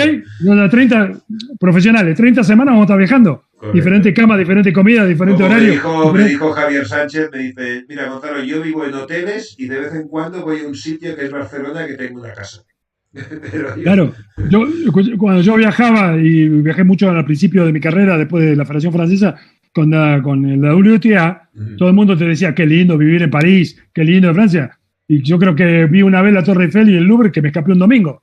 Porque era hotel, gimnasio, entrenamiento, competencia, hotel. O sea, hay un glamour en el tenis que los que estamos en esto sabemos que no es así. Obviamente, si estás muy, muy arriba, aún puede ser un poquito más, pero bueno, no pasa nada. A lo que quiero decir, tiene que haber un plan de competencia y entender cuál es competencia para aprender a viajar, por ejemplo, ¿sí? Yo en la Federación Mexicana hicimos una experiencia que con los chicos de 12, 14 años, porque las familias mexicanas, no sé cómo estamos de tiempo, yo sigo hablando. Tú me dices, pues llevas 1 hora y 10 minutos hablando, Fernando, pero yo al menos yo estoy encantado, la gente creo que está encantada, nadie se ha ido. Bueno, dale. Yo sigo. La experiencia de la Federación Mexicana, el mexicano tiene mucho talento, ¿sí? Pero la familia mexicana, acá dicen apapachar, son muy muy de Sí. cuidarlo mucho al chico, no dejarlo solo, ¿viste? O sea, y son cuestiones culturales, las cosas no están ni bien ni mal, son la forma que son, ¿bien? Claro. Entonces, como yo como director nacional, mandamos muchos jugadores al Orange, a la Sí. gira del Orange, Ujú. hicimos un equipo nacional, hicimos 2 equipos, un equipo que fue a Europa y a California Ujú. en la gira de verano, y después a fin de año la gira de invierno, que se llama, porque acá es igual que en España, Ujú. ¿sí? Lo mandamos a Eddie Head, el Orange y toda esa gira. Ujú. Y hicimos 16 jugadores, ¿no? Los 2 mejores de cada categoría, de 12 y 14, Ujú. bien, y lo de 16. Bueno, mandamos todo con 4 entrenadores. ¿Qué hice? Le saqué los celulares a todos. Claro. O sea, no sabés lo que fue. Posible. No Una podía batalla campal. Los celulares no, pero sobre todo los papás y la mamá. Porque como mi hijo, no te preocupes. Está Va todo un bien. preparador físico, va 4 entrenadores, No ¿sí? pasa nada. El celular el chico lo va a tener después de las 8 de la noche. Pero todo el día, porque ¿qué hace el chico? Los chicos de 10, 12, 14 años son muy vivos. Mamá, perdí. Y espera a ver qué pasa. Si del otro lado hay silencio, ¿bien? Pues ya sabe que hay problema. ¿Bien? Si del otro lado la mamá le dice, no te preocupes, chiquito, o sea. después listo, ya está, zafá, listo, vamos, ¿ok? Nada. Entonces, está difícil que el chico evolucione. Entonces, ¿qué hice? Por eso te digo que gestión de recursos Es tiene muchas que ver cosas. mucho del entendimiento del juego Claro. y cómo genera. Por ejemplo, yo los hacía cambiar todo el tiempo del horario de entrenamiento. A veces entrenábamos a las 4 de la tarde, a veces a las 5, a veces a las 3. A veces el horario de entrenamiento era de 1 hora y media, a veces de 2, a veces de 3. Porque el tenis, a veces ganas 6-1, 6-2 y en 1 hora saliste, y a veces vas a ganar 7-6 en el tercero. Y necesitas 3 horas estar en la cancha. Total. Entonces, si nosotros en los sistemas de entrenamiento nos basamos en esquema horario, estamos cerrando en la filosofía del entrenamiento en base al juego. Porque a veces vas a tener que jugar 3 horas. Y el flaco no le puede decir, no, para, yo entreno 2, así que sete igual y me voy. No, o sea, tengo que seguir jugando. Entonces, a veces en etapas de gestión de recursos, tú tienes que cambiar el esquema del entrenamiento en función del entendimiento del juego. Última si quieres, para preguntas. Bueno, doy dos últimas. Dime 2 últimas y yo tengo una pregunta y luego, si quieres, pasamos a la gente que nos pregunte cosas. Bien. Dime. Otro que doy con metodología que yo siempre hablo es que muchas veces pasa en las academias, ¿no? Y esto es para todos, es que los últimos 10, 15 minutos, los chavos, hablo como mexicano ya, los chicos o los chavales, ¿sí? quieren divertirse. Entonces los últimos 15, 20 minutos de la academia, después de 2 horas de entrenamiento, es algún tipo de juego que sea divertido. Sí. Y yo siempre le digo a los entrenadores de alto rendimiento, a ver, tú puedes jugar 3 horas, ¿no? Y estás 5 iguales en el tercero después de 3 horas de partido. Y quien va a ganar el partido es el que gane los últimos 2 puntos. O sea, podemos haber estado tú y yo, Total. pum. De repente tú, 6-5, me hiciste approach y cosas, pum, y me ganaste. Quiere decir que quien va a ganar en el tenis es el mejor en los últimos 10 minutos. ¿Y qué estamos haciendo nosotros como metodología del entrenamiento? Gestión de recursos. No Los últimos 10 minutos son de joda. Claro. Entonces, si son de joda, perdón mi franqueza, ¿no? Claro. La mente dice, a los últimos 10 minutos me relajo. Claro. No, los últimos 10 minutos de un entrenamiento, eres el más perro del entrenamiento. Porque lo que te estoy entrenando es que gana el que tiene mejor final, no el que arrancó mejor. Claro. Bien, entonces, y tú recorres el mundo y ves que los jugadores en los últimos 20 minutos es todo diversión. Entonces no están entendiendo la naturaleza de este juego. Y yo el primero, ¿eh? Total. No, ya. Total, era un comentario para... No, así, porque para mí todo tiene que ver con el entrenamiento de la mente y el cerebro. Y todo es hábito. Todo es hábito, sistematización. Sí, alguno lo entenderá mejor, alguno lo resolverá mejor, eso ya es cada uno. Pero los sistemas están para mejorar la media, el estándar. ¿Sí? Claro. Eso de metodología es uno. Y la segunda, y ya para terminar, que iba a decir, de las 4 líneas, hay una quinta que es transversal. Siempre evalúen. No, y la evaluación no es la competencia. La competencia es una forma de evaluar. Lo que realmente uno debe hacer es evaluar en forma sistemática para no engañarse. No puedes pedirle a un jugador algo que tú previamente no evaluaste en el entrenamiento. ¿Ok? Vale. Bueno, a ver, Fernando, vamos, una a ver tu pregunta. pregunta. Esta sistematización, ¿tú la puedes aplicar a una escala muy grande en una federación o la puedes aplicar a un club que tenga 150 alumnos con una escuela de iniciación, una escuela de competición o de precompetición? Pregunto, tú la escalas al nivel que tú estás, ¿no? De hecho, puedes tener un jugador individual y tú hacer tu programa de desarrollo y sistematizar. Puedes tener uno o puedes tener 1000. Cuando un país, a ver, España y Argentina, por vías naturales, sistematizaron cierta lógica. Sí. Por vías naturales. Sí. Pero no es que hubo un cerebro y dijo, a ver, muchachos, vamos a hacer esto y todos vamos a hacer esto. O sea, no. Se dio naturalmente. Sí. Y cada uno fue aportando cosas, se fue ganando confianza. Algunos usaban la metodología del Pato Álvarez, otros usaron esto. Viste, la gente con Jofre Porta y Tony Nadal hicieron su metodología por allá y se fue uniendo. Sí, en Argentina pasó lo mismo. Entonces, pero eso es más natural. Lo que tenemos que lograr es generar esa identidad e ir tomando de todos los sistemas e ir generando, porque un sistema no tiene que ser único, puede ser una media de sistemas. O sea, bien, tú, a ver, vayamos al terreno de los médicos. Los médicos que operan corazón tendrán estilos diferentes, pero como operan un corazón, no importa si estás en Alemania, Estados Unidos o en Argentina, el estándar es igual. Alguno irá un poquito para acá, un poquito para allá. Eso es lo que tenemos que lograr. Entonces, a tu pregunta es, sea un jugador individual, sea un equipo de 3 jugadores, sea una escuela de tenis, sea un centro de entrenamiento, sea una federación regional, sea un país, tienen que sistematizar. Y muy importante, tienen que escribirlo. Porque lo que no está escrito no es compromiso. No es lo mismo noviar que casarse. ¿Es noviar? Vamos a ver. ¿Sí? Cuando vos tenés que poner la firma, cambió, ¿eh?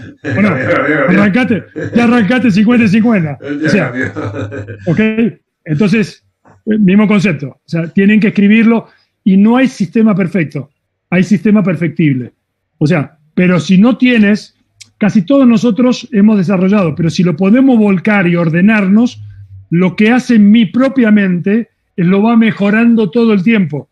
Y al mejorar mi sistema, mejoro el sistema de mis entrenadores y mejoro el sistema de cómo desarrollo mis jugadores. Gonzalo, y le haría yo esta pregunta a Oscar, a Miguel o a Carlos, o sea, tú eres mejor que hace 20 años. ¿O no? Yo personalmente creo que en algunas áreas soy mejor, en otras he empeorado. Lo que sí que creo es que soy un poquito más eficiente. Bueno, mejoraste, no importa. Mejoraste. ¿Pero por qué es eso? Porque el conocimiento se basa en lo que aprendes de la experiencia. Conocimiento, lo que realmente pasa, es lo que vos vas aprendiendo y te queda, ¿sí?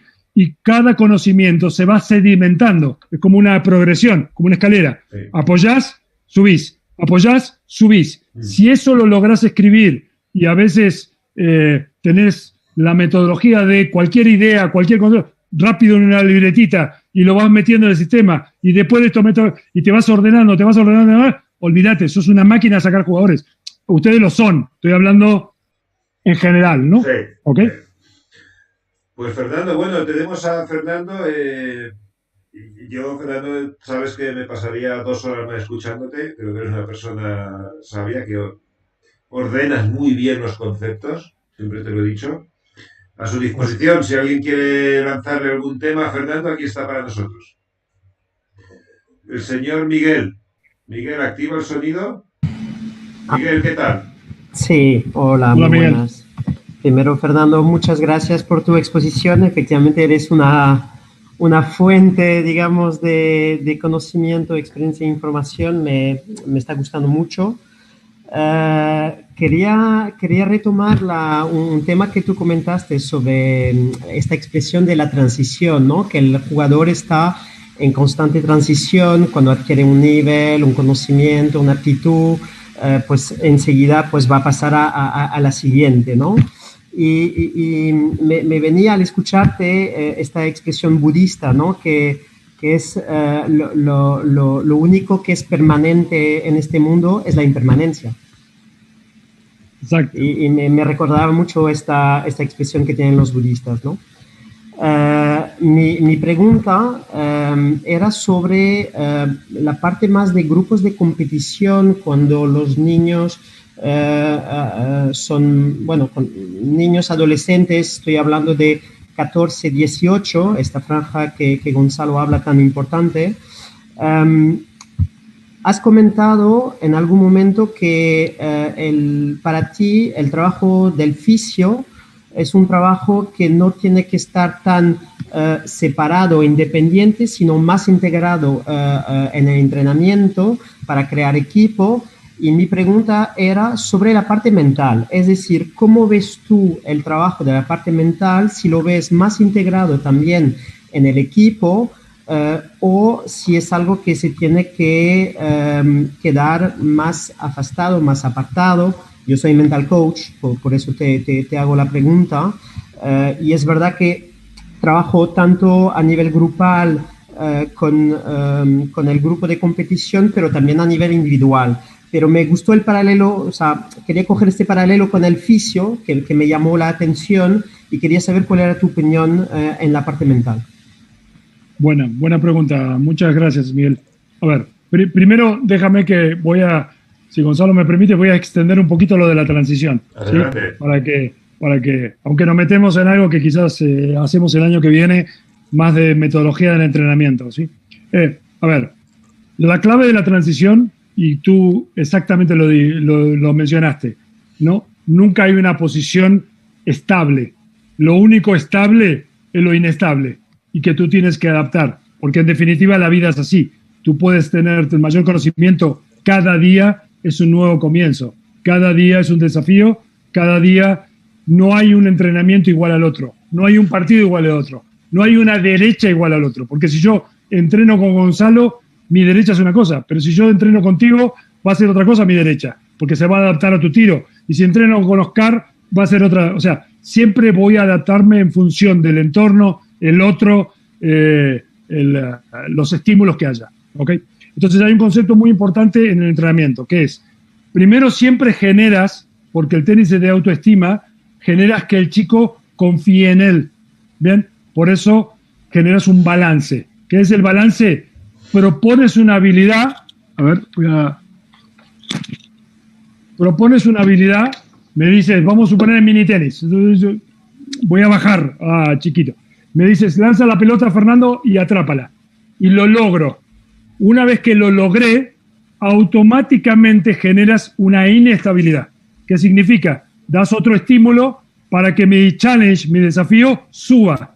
El gran punto de la transición es que el estímulo siempre tiene que estar entre el 15 y el 20%. Bien, ¿por qué? Por eso yo estoy en contra de los entrenadores que quieren hacer cambios muy grandes, porque los grandes tienen gran porcentaje de frustración. No es como la parábola de la rana. Si te acuerdas, no sé si la saben, si tú le pones una olla hirviendo a una rana, la rana salta, la pones, salta y se escapa. Pero si tú le pones con agua fría a la rana y la empiezas a cocinar, lentamente se va acostumbrando y hasta un momento se muere. ¿Por qué? Se da cuenta. Sí. Porque no se da cuenta. Entonces lo mismo pasa con la presión. La presión hay que darla en pequeñas dosis para que siempre generar la autoestima, y tiene que ver con lo que tú haces, ¿sí? Acuérdate que si bien es cierto eres entrenador mental, para mí el entrenador mental también es entrenador emocional, ¿sí? O sea, tienes mucho que ver con el trabajo del manejo de la emoción, ¿bien? Y ahora voy a responder tu pregunta. Entonces, siguiendo en la transición, hay 4 maneras de complicar la transición, ese 15-20%. Primero, cambias el espacio, quiere decir, yo juego en 2 metros para la derecha, 2 metros para el revés, yo la domino la pelota, ¿qué voy a hacer? ¿Me vas a tirar la pelota en 4 metros, que es la línea del lateral? No. Si yo la meto en 2 metros, me vas a meter en 2 metros y medio, 3. Me vas a ir llevando progresivamente, ¿sí? Entonces, espacio es el primer estímulo de diferenciación. El segundo es tiempo. Me cambias la velocidad, me cambias el efecto, me la tiras más rápido, me la tiras más lenta. Bien, la tercera forma de generar que el estímulo cambie es diferenciación. Diferenciación es diferente altura, diferente ubicación, diferente ángulo, diferente efecto. Entonces, uno tiene que ir eligiendo cómo voy a ir haciendo ese estímulo de desbalance. Y la cuarta es me metes presión. Cuando vos me decís, vamos a hacer este ejercicio, tirar la pelota, y me decís, Fernando, vamos a contar cuántas agarrás, cuando vos me decís contar, automáticamente me metiste presión. No es lo mismo tirar la pelota sin contar, cuando me decís, yo tengo 5 o 6 años, y me decís, Fernandito, vamos a contar, automáticamente ya, si se me cae, ¡ay! Ya le metiste el contenido emocional y en la toma de decisión de mental.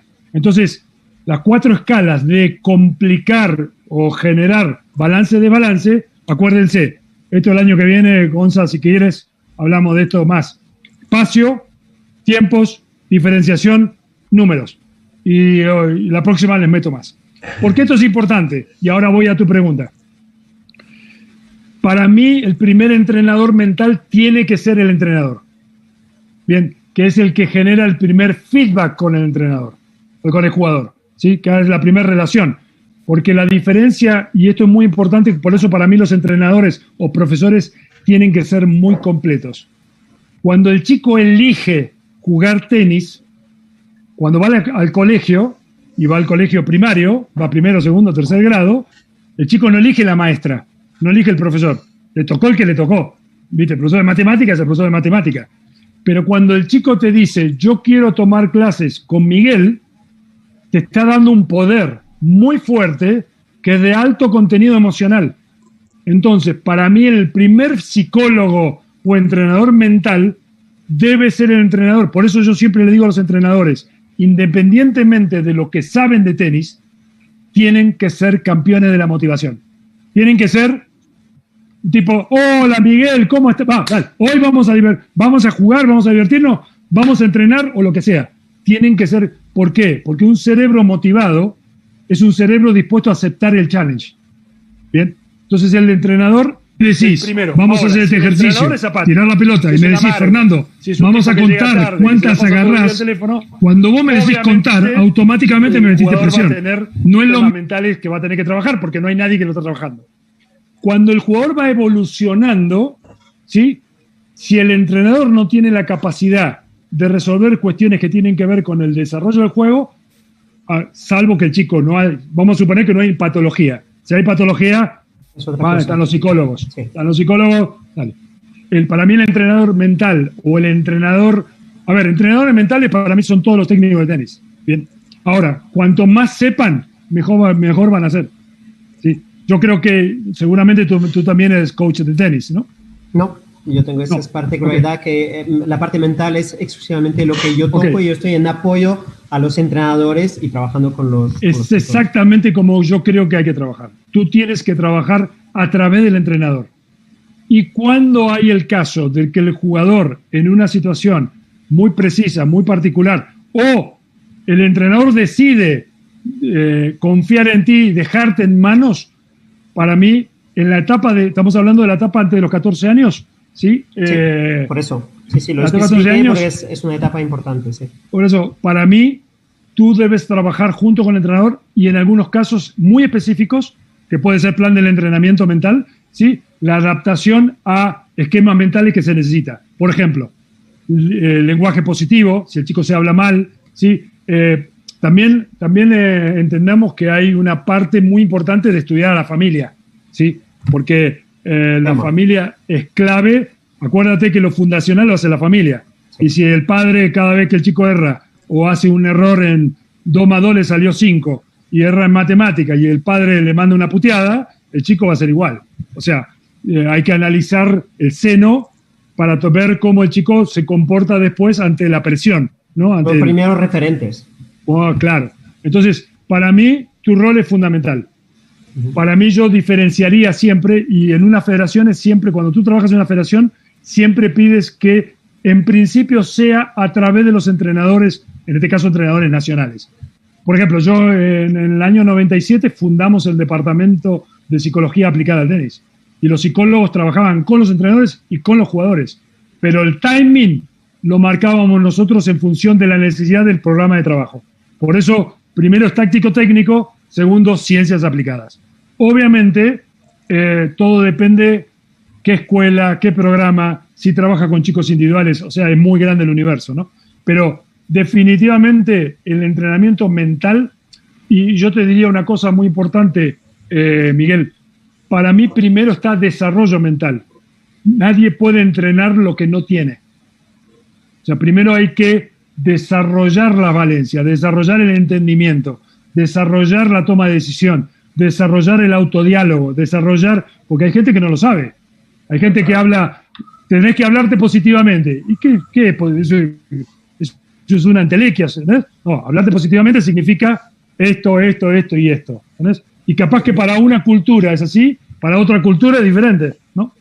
Yo te diría que lo que incluso viene previamente es lo que llamo el awareness, el darse cuenta. Exactamente. El tema es que muchas veces los niños, los adolescentes, incluso a veces los entrenadores, por falta de formación precisamente, hay a veces una falta de darse cuenta de lo que está pasando en estos casos.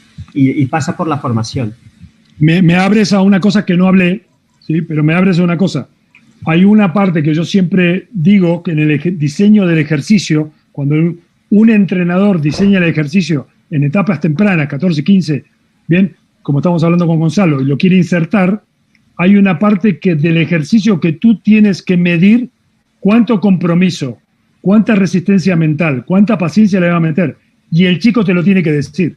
No es lo mismo que yo te diga, Gonzalo, Fernando, vamos a hacer derecha, y Gonzalo nos diga a nosotros como entrenador, ¿saben qué? Pero quiero full compromiso, full capacidad de sacrificio, full inteligencia táctica. O sea, está trabajando mi deseo, está trabajando mi capacidad de toma de decisión. Normalmente pasa que en los ejercicios muy pocas veces los entrenadores hablan de cuánto corazón le vas a meter, cuánta intensidad le vas a meter. Intensidad sí, intensidad es como una valencia que se mete, pero no se mete, por ejemplo, toma de decisión. O cuándo vas a tomar la pelota más arriba, más adelante o no. O cuando, si hacemos un ejercicio de defensa, si le vas a meter mucho sacrificio o no. O sea, generar también que los ejercicios tengan contenido mental y emocional. ¿Entendés? Entonces estás entrenando tu corazón y estás entrenando tu mente. Nosotros los españoles, los argentinos, bueno, pues me imagino que por tu tono tú eres francés, ¿no? Sí, por ahí. Okay. Francia es una escuela, bueno, Francia, o pero si eres por España, ahí. Estoy en España, en Málaga. Ah, estás en Málaga, bueno, ok. Pero, por ejemplo, Francia es una gran escuela también, ¿sí? Pero en general no trabaja tanto la carga emocional. O, por ejemplo, desde mi punto de vista, y esto yo me hago cargo, los franceses juegan muy bien mecánicamente, muy bien tácticamente, pero el contenido emocional no es tan alto en el entrenamiento como españoles y argentinos. ¿Entendés? Nosotros le ponemos más, ¿viste? Pongan huevo, agarra, entregar, o sea, y eso sustentado durante muchos años se hace como una huella emocional y una huella motora. Entonces, es importante también eso ir inculcándolo como una parte del desarrollo emocional y mental a edades tempranas. Pocas veces en los ejercicios que los entrenadores dicen, hablan de la carga emocional que pides del ejercicio. Tú no le vas a pedir huevo a un ejercicio de volea, pero sí le puedes pedir concentración, sí le puedes pedir compromiso, sí le puedes pedir una actitud de lenguaje positivo. Sí. Huevo es más de fondo, ¿bien? O sea, ningún entrenador va a volear, no lo va a hacer, ¿bien? Entonces tiene que ver, pero sí tiene que ver, a ver, si yo no soy un gran voleador, bueno, vamos a ponerle actitud muy positiva. Fingí que sos un gran voleador. Parate como un gran voleador. Después mejoramos la técnica y la táctica. Bien, entonces ya le estás pidiendo al ejercicio de volea un altísimo contenido emocional y mental. ¿Ok? Así que qué bueno por tu trabajo. Muchas gracias. A ti.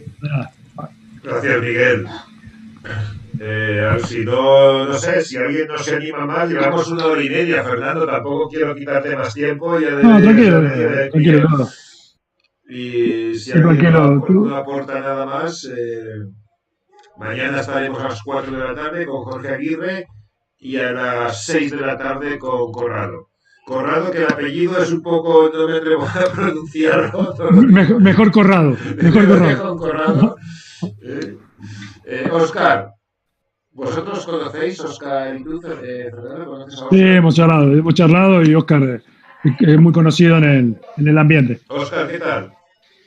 Bien, bien, ¿no? Estaba escuchando, no es la primera vez que lo oigo, a Fernando, sé su trayectoria, sus conocimientos, por supuesto, son de fuera de serie.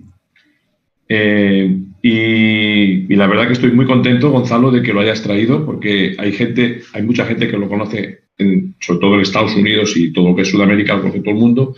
En Europa, tú no sabía que habías estado en Francia, no sabía yo que habías estado en... ¿Estuviste en la Federación Francesa? Estuve cuando era muy joven, Sí. mi maestro fue Felipe Los Cíceros, que fue el maestro de Vilas. Cuando tenía Ajá. 19 años, yo empecé a enseñar muy de los 16 con él, el fin de semana. Sí. Entonces, yo elegí más que ser jugador, ser entrenador. Yo me divertía más enseñando que compitiendo. Sí, sí. Entonces, a los 19 años, la Federación Francesa me ofrece una beca para estudiar alto rendimiento. Y me fui a Sí. estudiar 1 año y medio a Roland Garros, a la Federación Francesa. Sí, Entonces, sí. en el año 80 por eso estuve en París estudiando alto rendimiento en la época de Lacan, Toulon, toda esa época. Sí, sí. Tienen una buena infraestructura, la Federación Francesa, ¿eh? Es una máquina, es una máquina. Eso, es increíble lo que tienen ahí. Bueno, pues me gustaría simplemente una cosa muy básica, ¿no? Pero en una clase de tenis, una clase de un profesor de tenis, ¿no? ¿Qué es lo que tú, de club, un profesor de club, de iniciación, otro de perfeccionamiento y otro de competición? 3 clases diferentes. 3 entrenadores que pueden ser diferentes o el mismo, porque hay entrenadores que pueden hacer todo, ¿sí? ¿Qué fases tienes de sistema? ¿Qué sistema tú introduces en una clase de iniciación? O sea, ¿tú cómo comienzas una clase de iniciación y qué fases tienes de aprendizaje? ¿Qué temas tocas en una clase que no puede faltar? Eso tiene que hacerse. En una de iniciación, en una de competición, o una de perfeccionamiento y otra competición.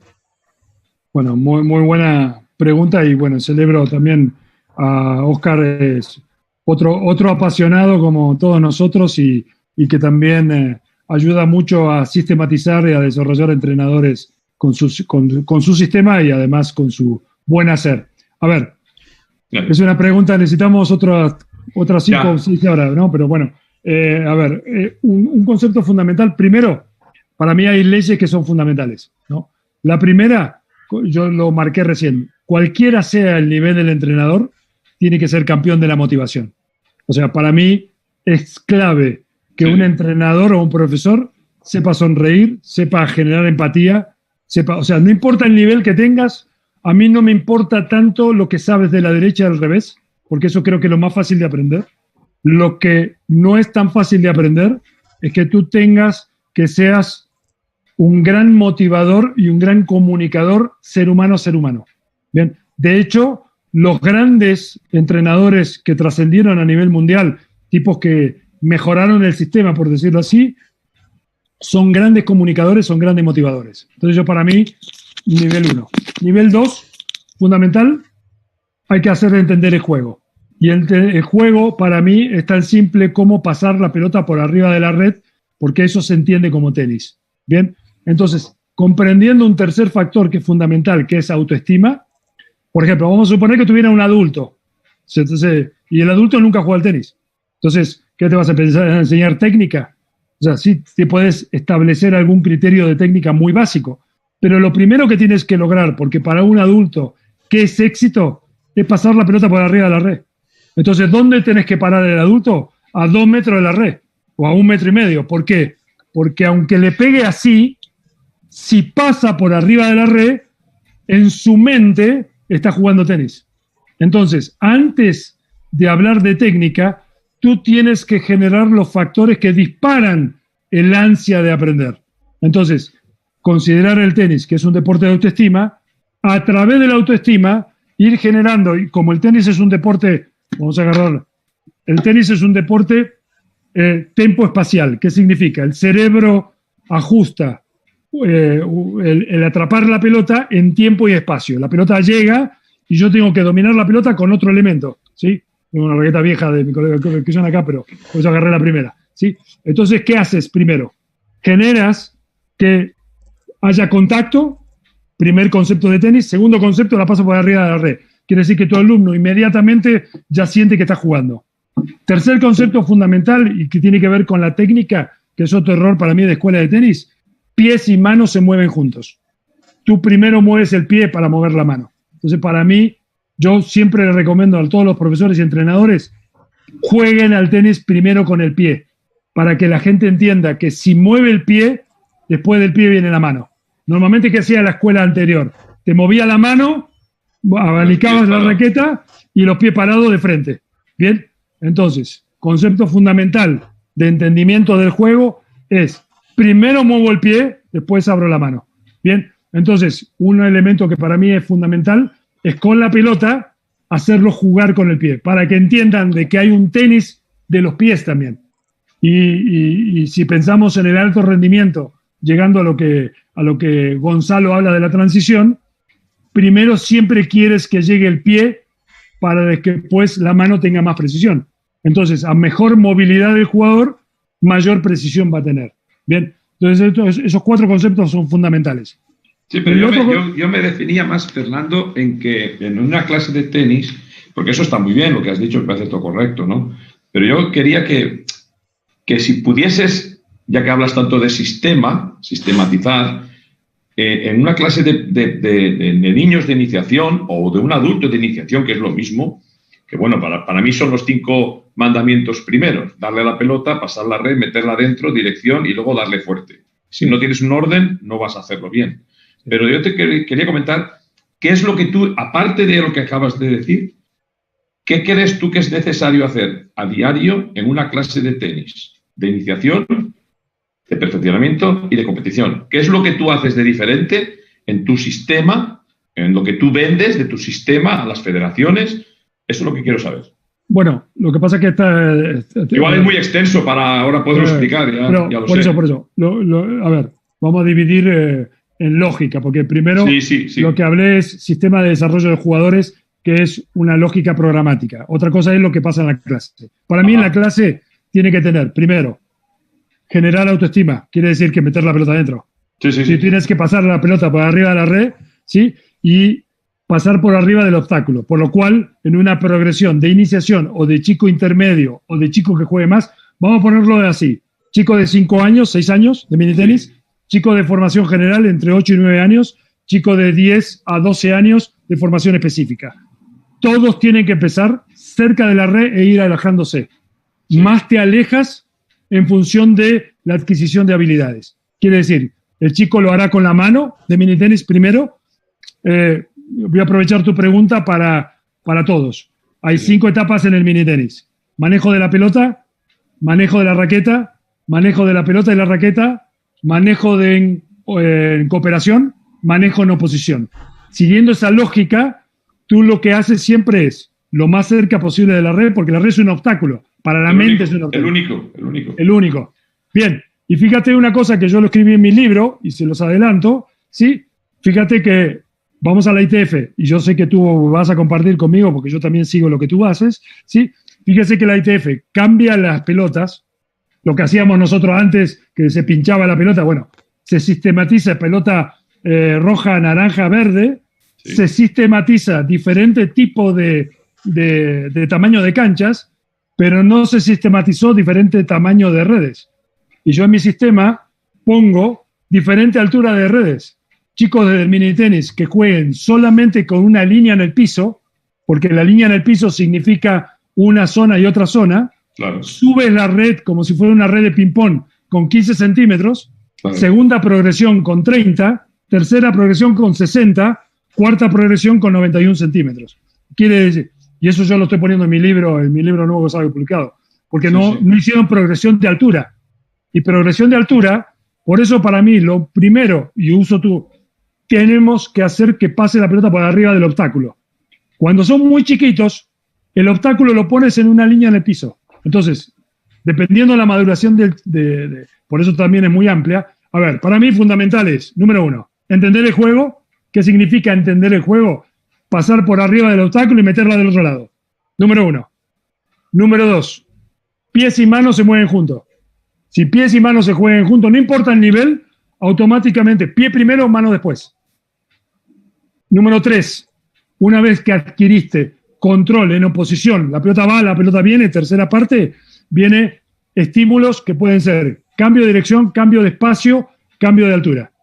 Esa progresión se mantiene. Por supuesto que si querés otro día y podemos hablar de... No, tú tranquilo, Fernando, que sé que es una pregunta muy, muy extensa, pero yo comprendo perfectamente lo que me quieres decir, sí, está clarísimo. No, y además, te felicito, ya te digo que te felicito una vez más porque tienes unos conocimientos extraordinarios, y mucha gente tendría de oírte, como los tuyos. Como los tuyos. Muchas gracias. Tenemos que crear una comunidad de conocimiento. Pues sí, ahora a ver si quedamos y vamos viendo cosas, sí. Y nada, Gonzalo, ¿qué hay que decir de Gonzalo? Gonzalo es un crack, ya. Se ha convertido en el número 1 ahora con organizar eventos desde la pandemia en adelante. Se ha hecho...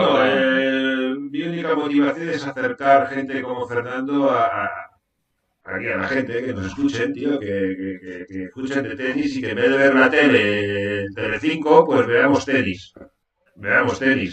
¿No? Claro. Es lo mejor. No, y además tomando esto que estamos tomando, Gonzalo, y yo que también te conozco y aprovecho, seguramente todos los que están acá te conocen, tú entiendes la táctica y el desarrollo del juego muy bien. Entonces también es importante, sí, ya hablaste, pero entiendes cómo hay que entenderlo. Para mí es una de las debilidades. Sé que Oscar trabaja mucho en sistematizar el entendimiento del juego, por eso también lo tienen que escuchar a él. Creo, y mira que yo tengo 45 años de enseñanza, 45 años donde siempre me dediqué sistemas, libros, entrenadores, países. Entender el juego es uno de los ítems del tenis que menos se trabaja. Nos pasamos hablando de los golpes. Sí, pero también, Fernando, entender el juego, que a mí me gusta, escribir sobre entender el juego es difícil, con perdón de cojones. Mira, Gonzalo. Porque ¿cómo explicas tú que esta derecha tiene que ser listada larga para que el otro no pueda entrar? O sea, es muy jodido escribir sobre el juego. Porque no puedes escribir sobre situaciones concretas porque hay 100.000 situaciones concretas. Hay que establecer ciertas normas, hay 100.000 situaciones concretas, 100.000, hay 4 situaciones concretas y 100.000 diferenciaciones de esas 4 situaciones concretas, ¿no? Pero lo que estoy de acuerdo contigo, Fernando, es un camino de poca literatura. Pero si lo sistematizamos, y aprovecho que los entrenadores que están, volvemos a lo mismo. Nuestra obligación, yo creo, y estamos todos en el mismo propósito, todos los que estamos, es dejar el tenis mejor que cuando lo encontramos cuando empezamos. Total. Ese es nuestro propósito. O sea, que las generaciones que vienen, aquí tienes muchos entrenadores jóvenes, que los felicito por estar aquí, aguantarse casi hora 45 de escucharme. ¿Sí? A ver, nuestro rol a través de nuestro sistema, nuestro concepto, es dejar el tenis mejor que como lo encontramos nosotros, y vendrá otro que tomará nuestra posta, nuestra estafeta, y lo llevará al próximo nivel. Y así, tenemos que subir. Y es como el ajedrez. ¿Cuántos libros hay de jugadas? ¿Cuántas jugadas hay del ajedrez? Millones, y tipos que escriben cómo jugaba Alekhine, cómo jugaba Capablanca, cómo jugaba Karpov, cómo jugaba Kasparov. O sea, no quiere decir que uno es mejor que el otro, pero hay que entender, por ejemplo, lo que yo dije. Si tú sistematizas en un entrenamiento que los últimos 10 minutos son de diversión, la mente aprende que los últimos 10 minutos son de joda. No, nosotros tenemos que entrenar que los últimos 10 minutos, o sea, esas cosas hay que ponerlas y a ver, entonces, ¿qué quiere decir? Que si 100.000 academias en el mundo que debe haber todos los últimos 10 minutos, los jugadores van a ser mejores. Son pequeños detalles que van mejorando el estándar. Claro. El crack siempre va a ser crack, ¿ok? Total. Pues Fernando... Tú que hablas mucho también, Oscar. Ahí, Fernando, no sé, no te quiero robar más tiempo, son las 10 de la noche. Está bien. La conferencia está grabada, luego la colgaremos. Lo dejo yo también. La conferencia está grabada, la colgaremos en YouTube y la compartiremos en las redes. Aparte se ha visto live en Facebook, que se queda grabada ahí. Muchas gracias, tío. Muchas gracias. Muchas gracias por estar altruistamente. Muchas gracias. Muchas gracias y muchas Bueno, gracias le mando un fuerte abrazo y muchas gracias a los asistentes. La verdad es que, Fernando, nadie se va. Nadie se va, pero creo que... Oye, Gonzalo, hoy he estado en las mando un 3. fuerte abrazo. He estado en las 3. He estado en las 3. Y mañana estarás en las 2. Mañana intentaré. Buen eventito. Estamos compartiendo cosas. Fernando, un abrazo muy grande. De mi parte, Gonzalo, Dime. de mi parte, mandarle un abrazo a todos.